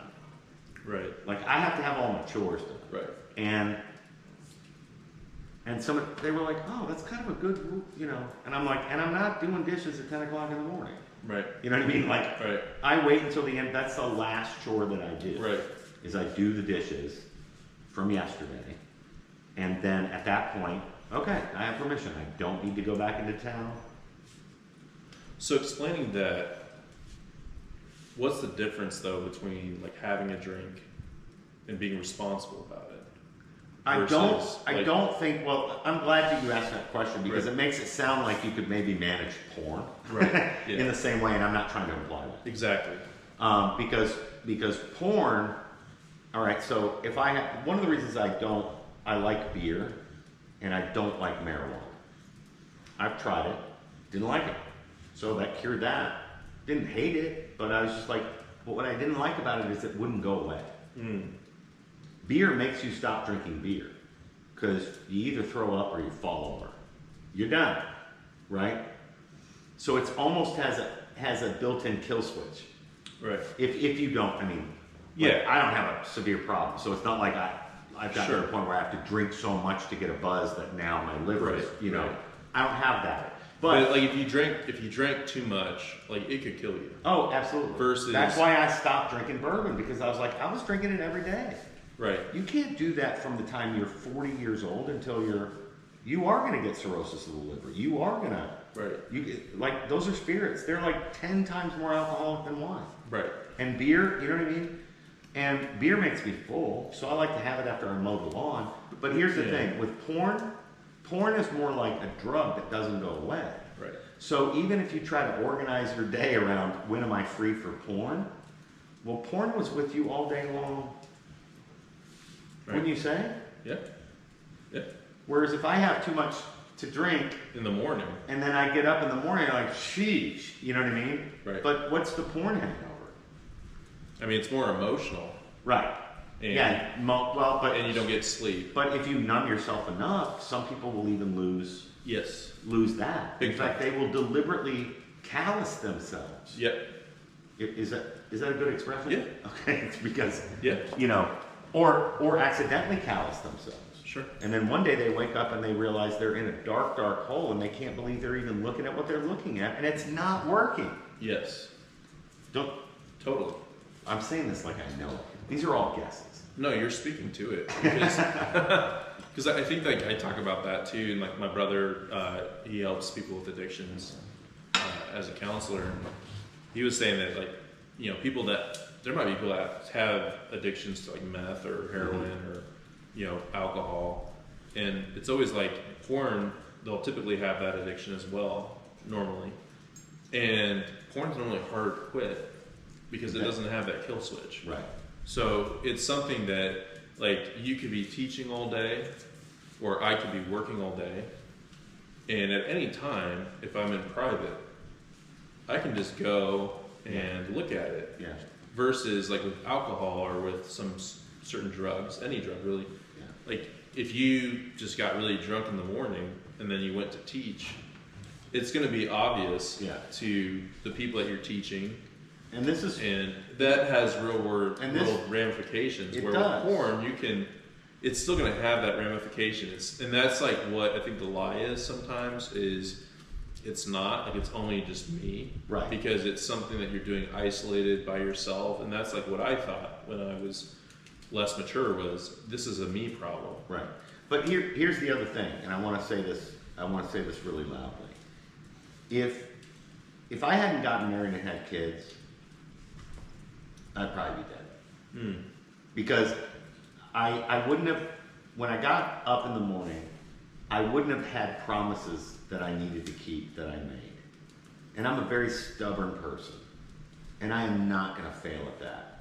I promised my kids that I would be their dad for them. So I simply am not going to risk that for their sake. And I feel for people that don't have a for their sakes. Because it's my superpower. It's my great defense.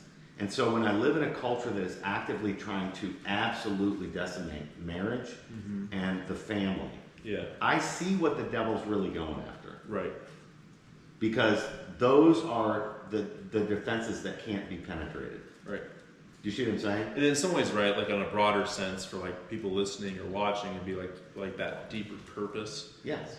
For It's a being, purpose outside yourself. I know. Right. I know my DNA is knit into my kids. that's and a my great grandkids. a purpose outside of yourself. Yes, it has to be a purpose outside of yourself. It can't be just you.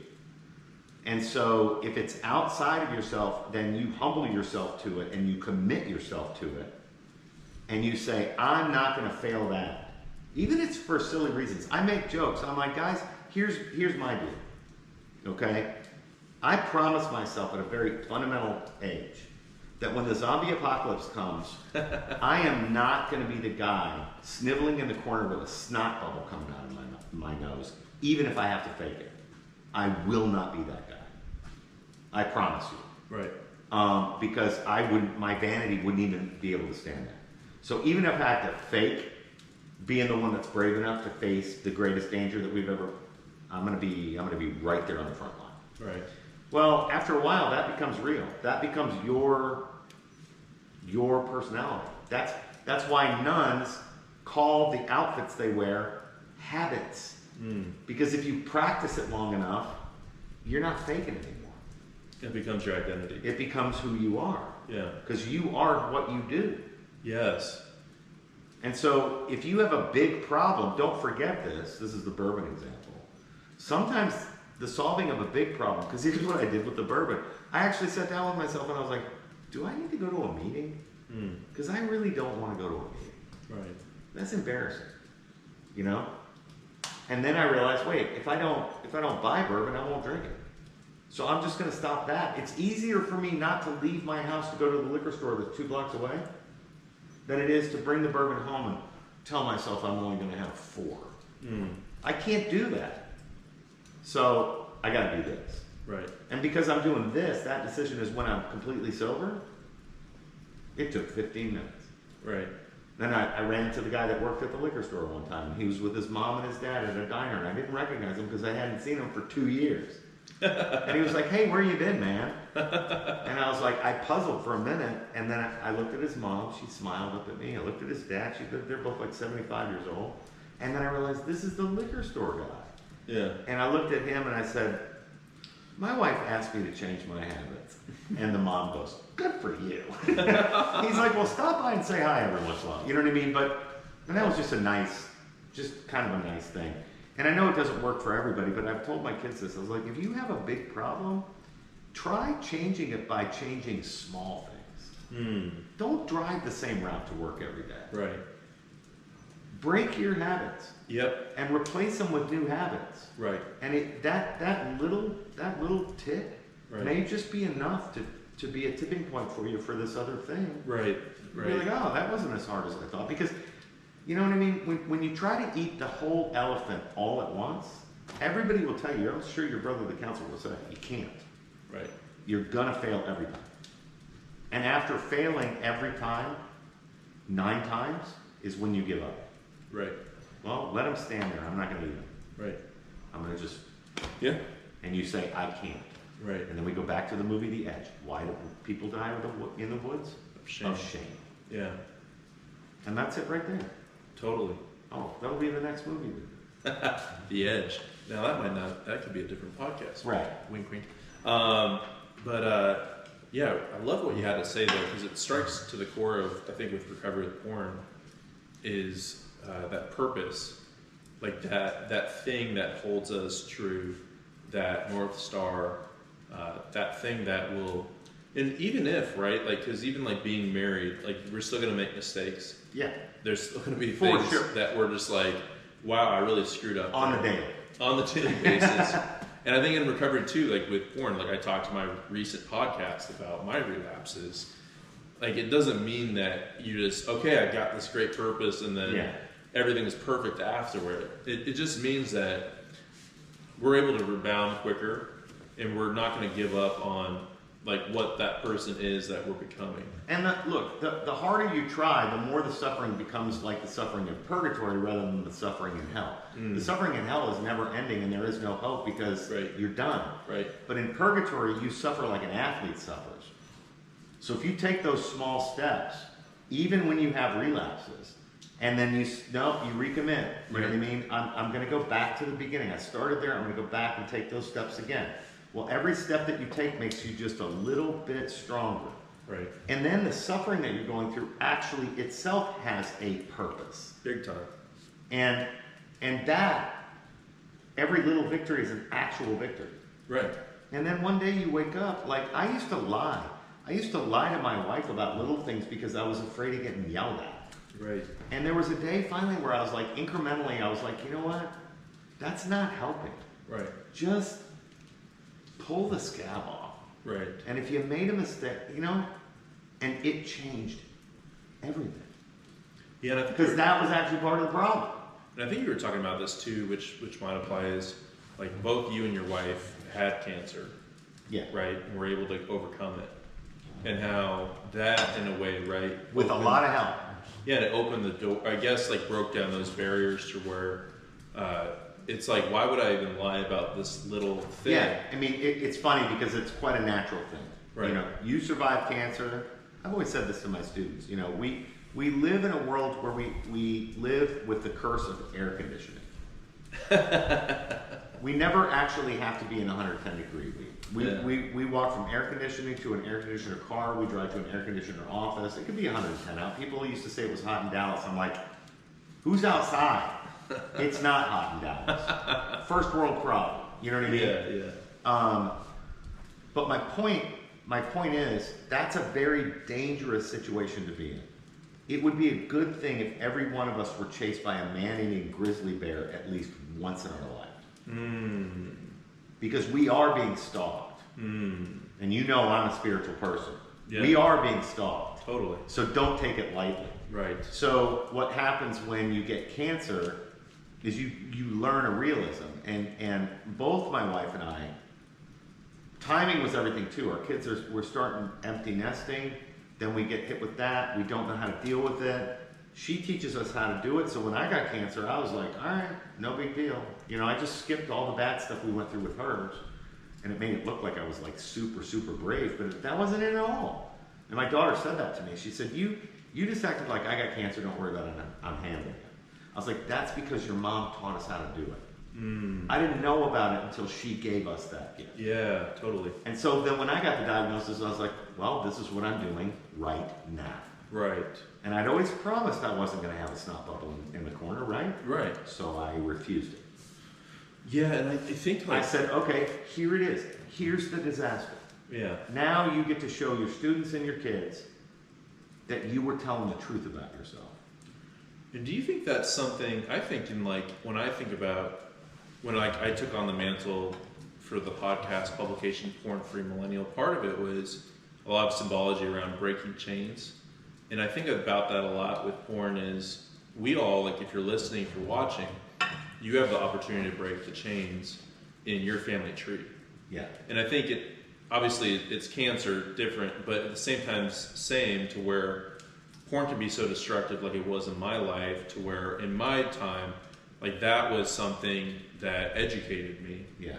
To where moving forward, I was able to see that. And I hope like somebody listening or watching this can see it and be educated by it. Like someone else that went through it. No, and I think this is the whole purpose of all of this. Right. And I think what you've been saying about porn too is really, really helpful, because porn is not like an alcohol addiction. Right. It's not like you know what I mean?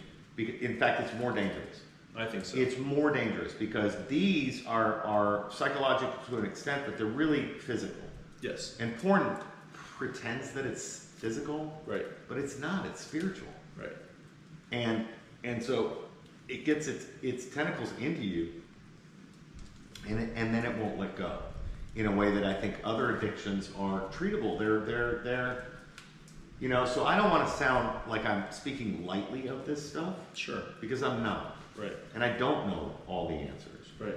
But I do say this: if you have made promises that are to people who legitimately are not you, well, then that's an acknowledgement that there are people that are not you. That the whole world is not simply an extension of a means to satisfy your desires. Ah, yeah. Do you see what I mean? Big time. And to me, believing that, which is the culture we live in, is the greatest lie and the greatest burden that we've all had to bear. Huh, yeah. Is thinking that the universe exists for my sake. Ah.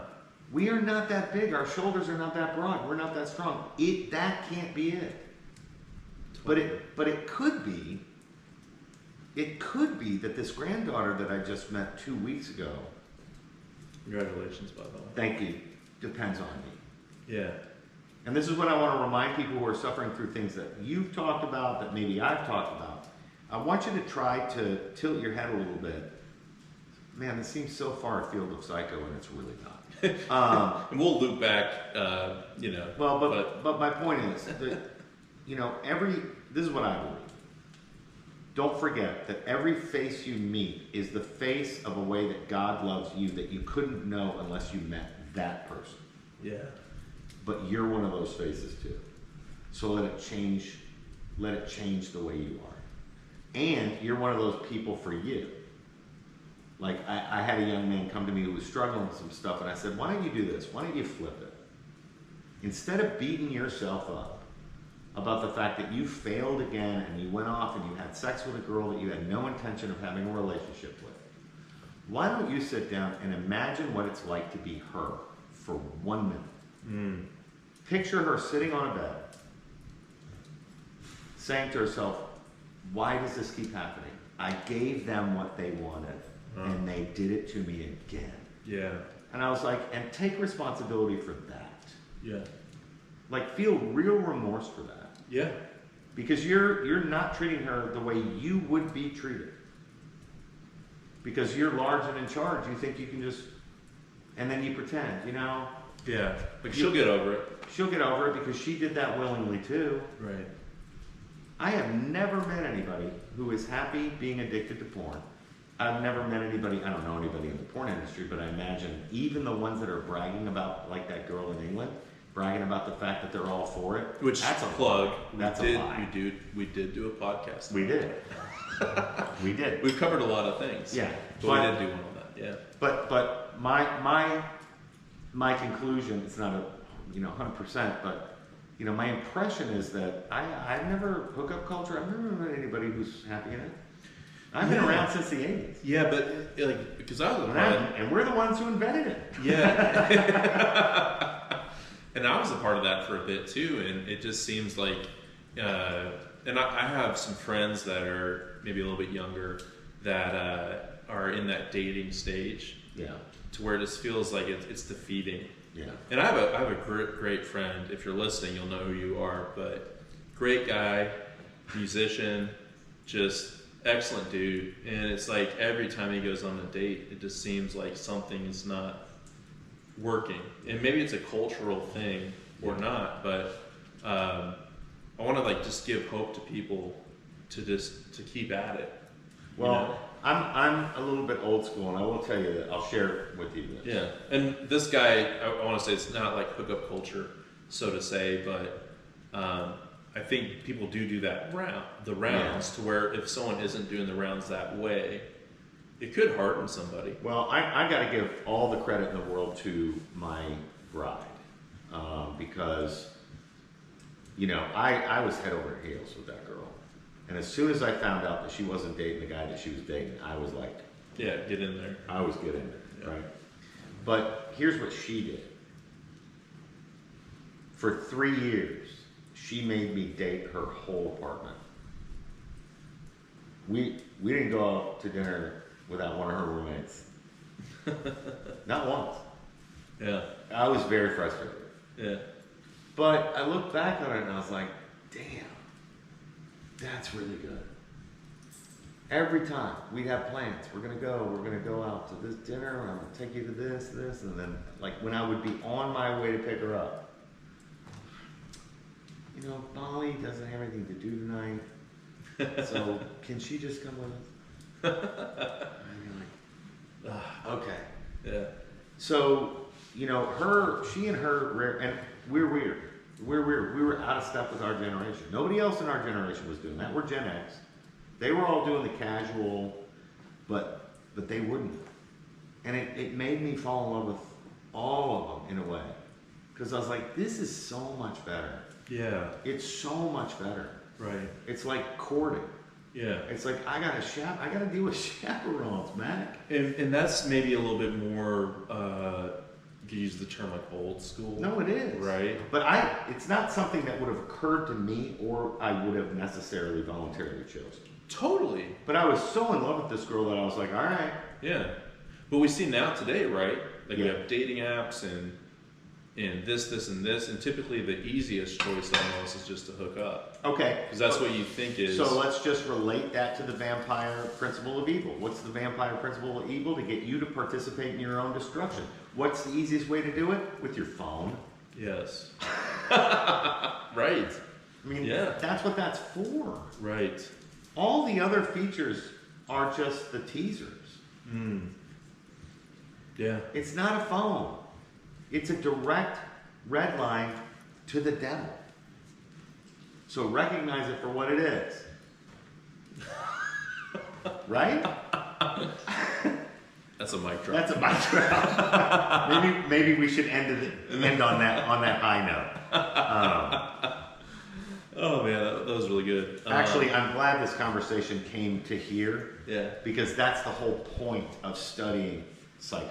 Yeah, let's loop it back to psyche. This is the whole point. This is why art is so important. Because it's not about itself.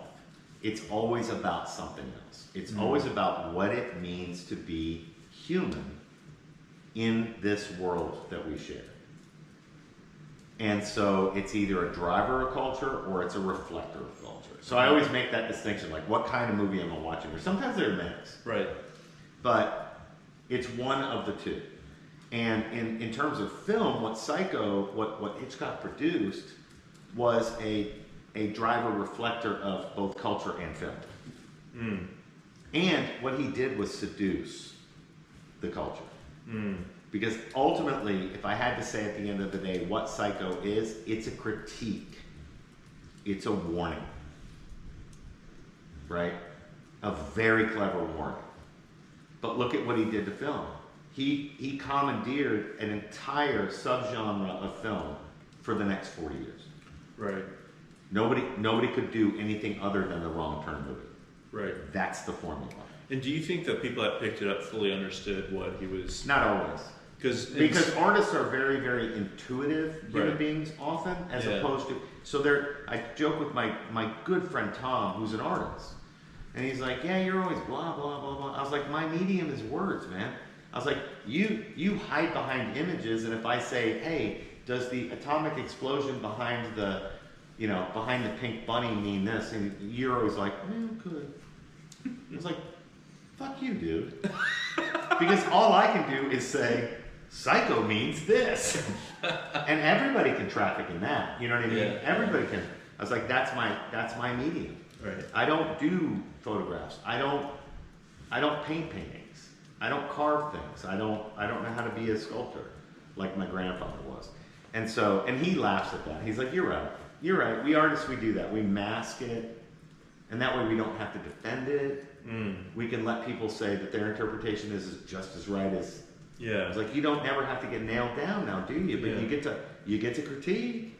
Yeah. And secretly know, that's a little bit of porn too. Secretly know that this is what I'm really doing. Yeah. Thanks, Norman Bates. I'm going to pull that one. But, you know what I mean? So, but the only reason at the end of the day to study art, because it's the highest activity. Art is one of the few things that exist for its own sake. And if you want to connect that to porn is the perversion of the thing that exists for its own sake. Because porn turns things that exist for their own sake into things that exist for you. Yeah. Totally. And it's a lie. And people will call porn art.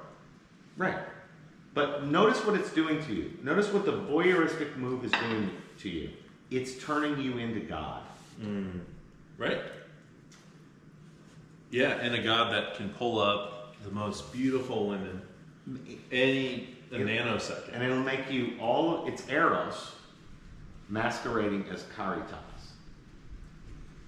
Explain that. For Eros, the god Eros, the god of that love, carnal love, lust, not superficial, but temporary, human, consummation. The promise that it makes you are the same as the promises of the god of agape or caritas. But it can't fulfill any of them. Because it's temporary. Right. So the move in the Garden of Eden through the fall is anticipation, which is the best part. Think porn. to consummation, which momentarily climax, but what's the last move? Lamentation, sadness. Because everything that you've dedicated to yourself is temporary. And that can't possibly be the underlying truth of everything. Because the underlying truth of everything must be not temporary, it must be permanent. And that's charity. Do you see what I mean? So that's from I'm just cheating and plagiarizing off of C.S. Lewis from The Four Loves. Wow, that's a great way of saying it. So read The Four Loves. Read The Four Loves. The Four Loves. So it's familial love, friendship love, erotic love, and then God love. Caritas. Which is the alpha and the omega of all the other three. Yeah, and I think at least in my life with porn, it's disconnected me from that God love. Right. Because it first masquerades, when you first started getting into it, it was masquerading as the thing that could give you what you wanted. Right. And it delivered. Right. Yeah, as a kid, it was that escape. But it doesn't last. Doesn't. It doesn't last. And Caritas lasts. You know, think about it this way. You know, I had this conversation with my son one time where he was at loggerheads with his dad, like you do. And like we get loggerheads with God. Right. And I said, look, I get it. I was a son too. You didn't get to pick me. You didn't get to pick when. You didn't get to pick under what conditions. You didn't get to pick this house, these circumstances. I said, but when you were born, I made a promise. And that promise was that I would take care of you until you were on your own. And I have kept my promise. And I'm going to keep keeping my promise. I said, so what that means for you, this is Old Testament, New Testament God, is that as long as you live in this house, you owe it to me. Because I kept my promise. And I didn't ask you to make one. And he was like, I love my sons. I love my daughters. He was like, fair enough. Right.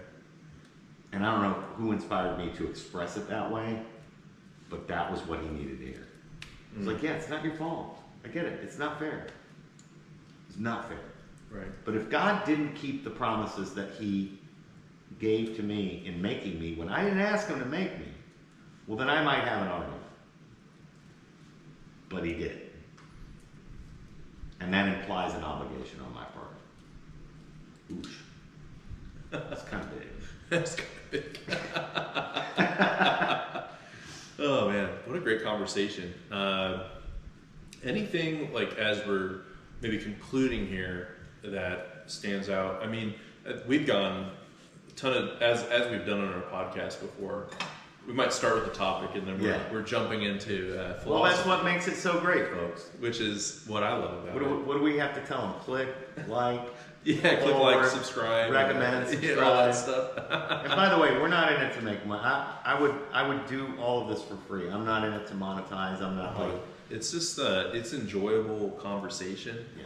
And it's been a blessing to be able to meet you in person and to. Well, same. I think I've had multiple moments as we've been talking to where I'm just like, wow, I'm actually here, right now. Oh, that's really humbling. Yeah, and like even thinking about like the 10-year-old me that stumbled into porn when I did, and to see like, hey, I'm like here right now, with somebody, talking about this. And that's on you. Yeah. And that's a really great gift.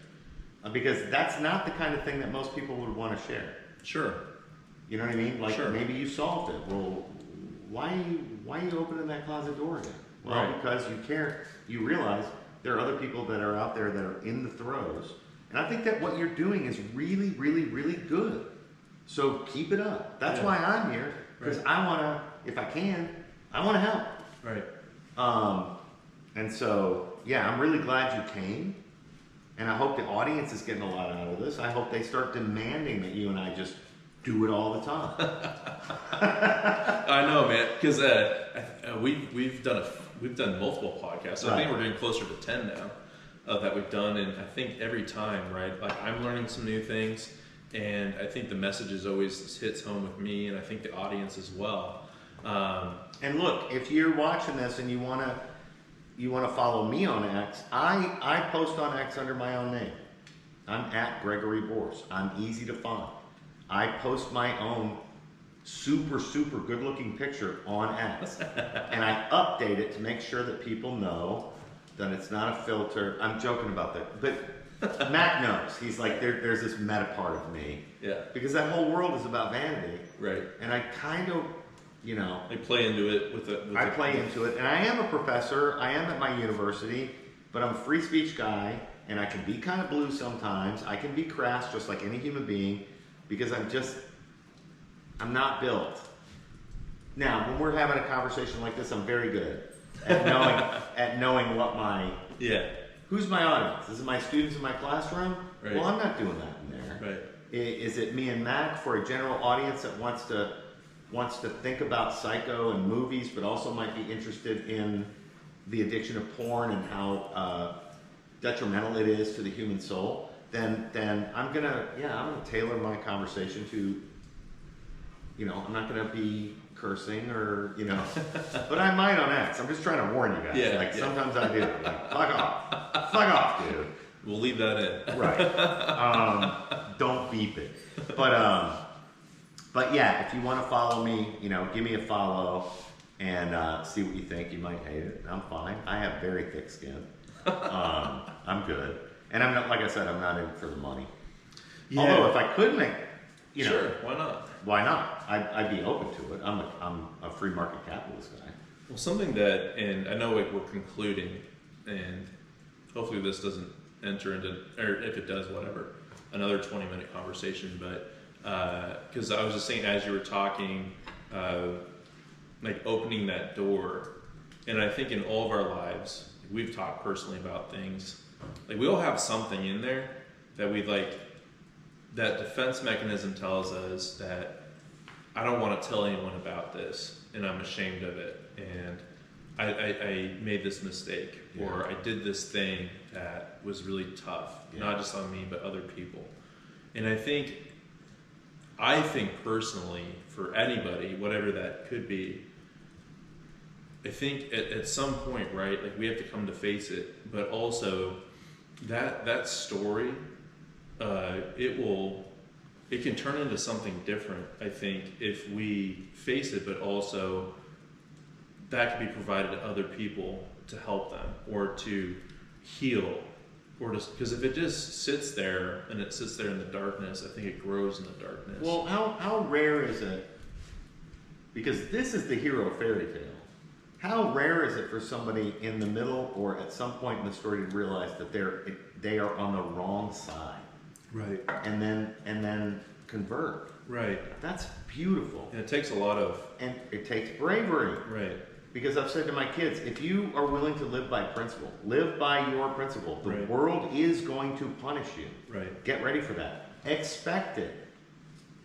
Expect it so that it's not a surprise when it comes. Right. Then your attitude can be like your dad's, which is, oh, so that's what that was going to look like. Okay. I'm good. I'm up to it. Right. But here's the other thing, because I just said something, then you just answered about the door. Man, not only open the door, prop it open, because light is the disinfectant. So open it up, do what Mac does, open it up, leave it open, shine a light on it, and that will actually kill it. Yeah, and it doesn't mean it's easy. Demystify it. Right, exactly. Demystify it and make it come into light. Because here's the thing. Yeah.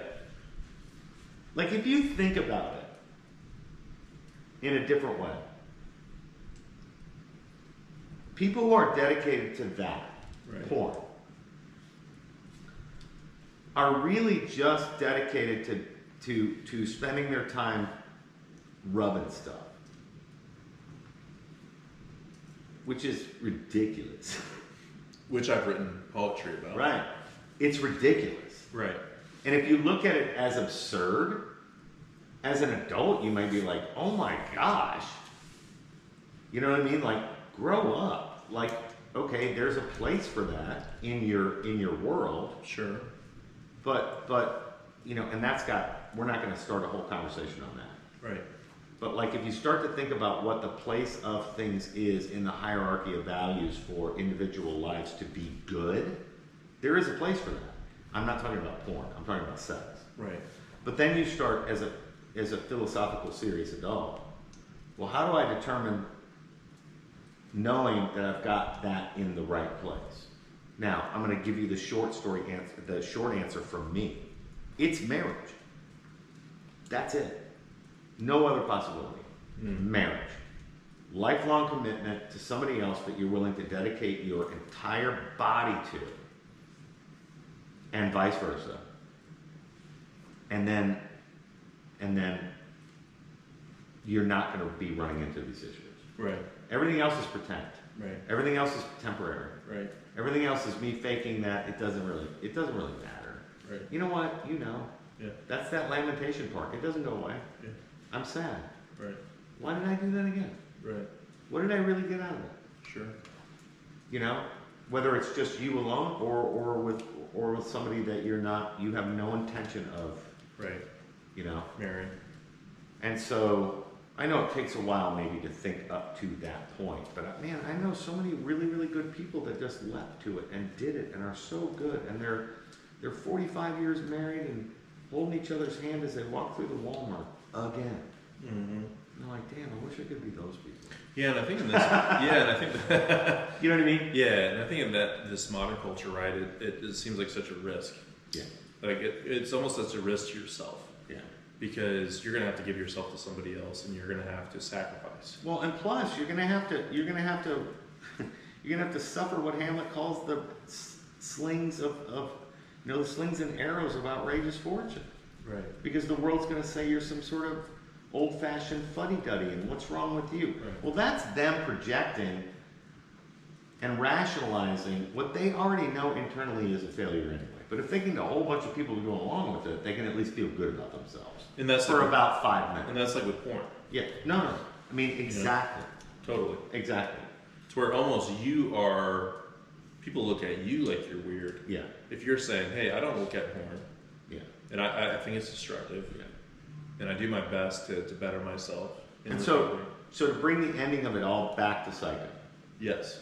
The only way it works for Norman is if he can keep it a secret, but crack a door open to the outside world so that he can continue to have the victims that he needs.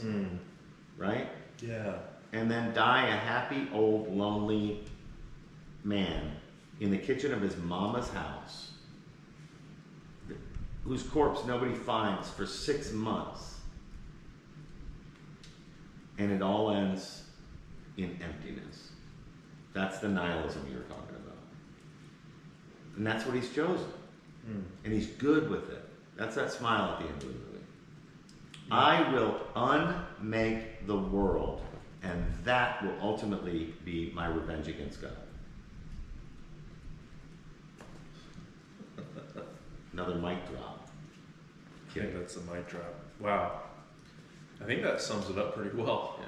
And I think that sums up like what the theme I wanted to go after a little bit, right? Because we talked about a lot of things, but I worry about like the younger men and the younger women as we're talking about this, right? Because there's a rise in that with. But if you and I could grab the younger men, yeah, then younger women would start to see hope, I think. Totally. If they started to see that there were younger men who were willing to treat them right and to respect them, because the younger men respect themselves and their sisters and their moms and their nieces and their cousins. Right.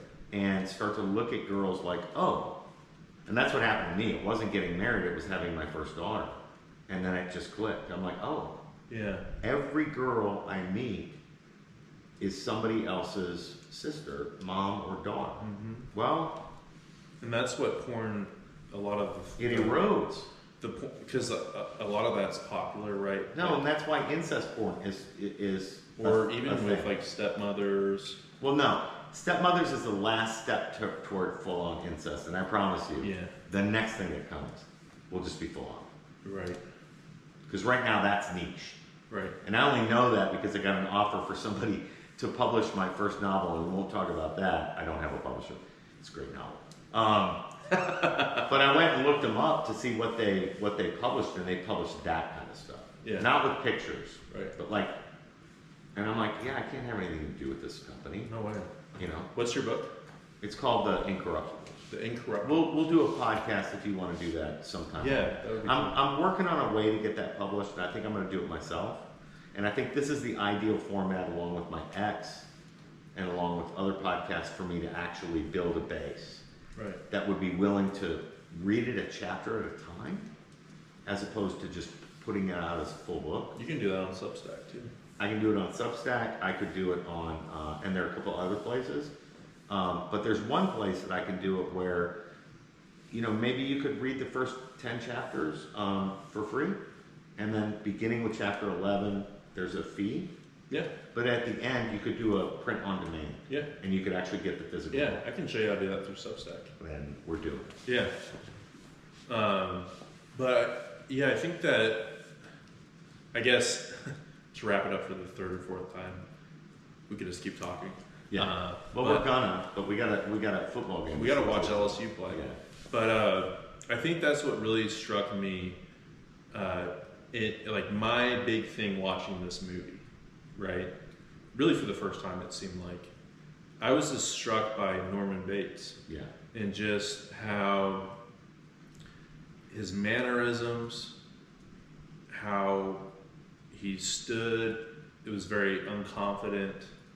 Confident in a way, but not like in a Yeah, there were way. those few moments where he was smirking at the fact that he knew what they were trying to do and he was going to be smarter than they were. Right. But that was the only, there were a lot of weird vulnerabilities. Like with the PI, when the PI is pressing him. And when Sam comes in and is pressing him, he gets very defensive, and you can see Sam, like the masculine man. the masculine boyfriend, who is physically the same type as him. Right. Dark hair, dark eyes, good-looking faces. Both the same looking. But Yeah. Sam's he's the beefier guy.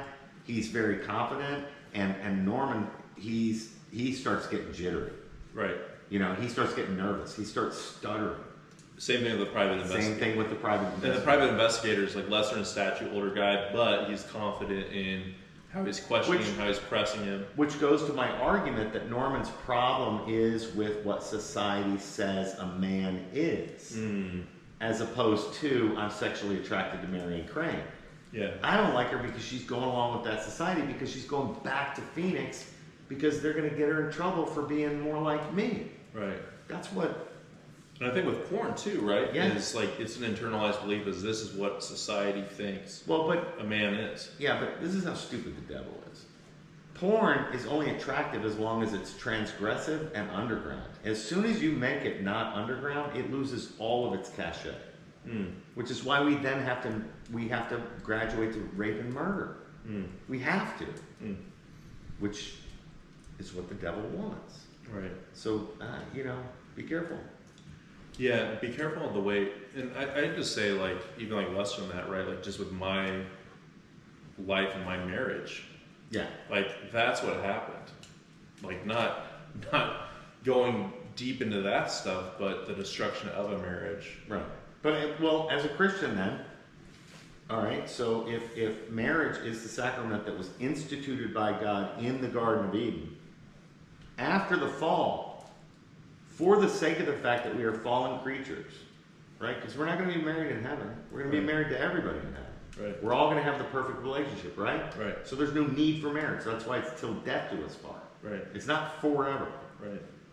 So if that's the case, and you and I are both Christian, and we believe that, well then, yeah, porn was the mechanism by which that got attacked. And it worked. Right. You should feel honored. Right? Right. Sure. Because the thief at least compliments the person that he burgles. You got good stuff. The devil looked at you and said, you got something good I want to ruin. How do I need to do it? Let me think on Mac for a minute. Right. Totally. Yeah, and that was something that I latched to early on as something that was helpful Yeah.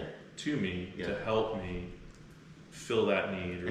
And what was it for me? It was my vanity. Right. And what enticements did he put in front of me? Sure. Hollywood. Right. Right? Right. And then some better angel sent a rescuer, and you've met her. And it saved me. Right. Because I am absolutely sure I would have been lost. Sure. It would have been so easy. Yeah. Like on the plane ride back from LA to Dallas, I was upgraded to first class on an American Airlines flight because the frickin' stewardess thought I was Tom Cruise. Mm. And she gave me free alcohol the whole flight. Dang. So that was like the red carpet. Don't tell my wife I just said that. She hates that story, but it's true. Should we cut it out?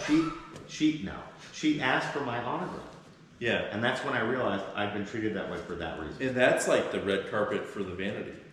That's just like, hey, doors open. Hey, look at this, man. Come through. Yeah. And I'm like, yeah, I don't want to turn out like P. Diddy. Right. I'm going back to Dallas. Yeah. I didn't even know about P. Diddy then, but like right. that's the way it works. Yeah. That's the way the demonic machine works. Sure.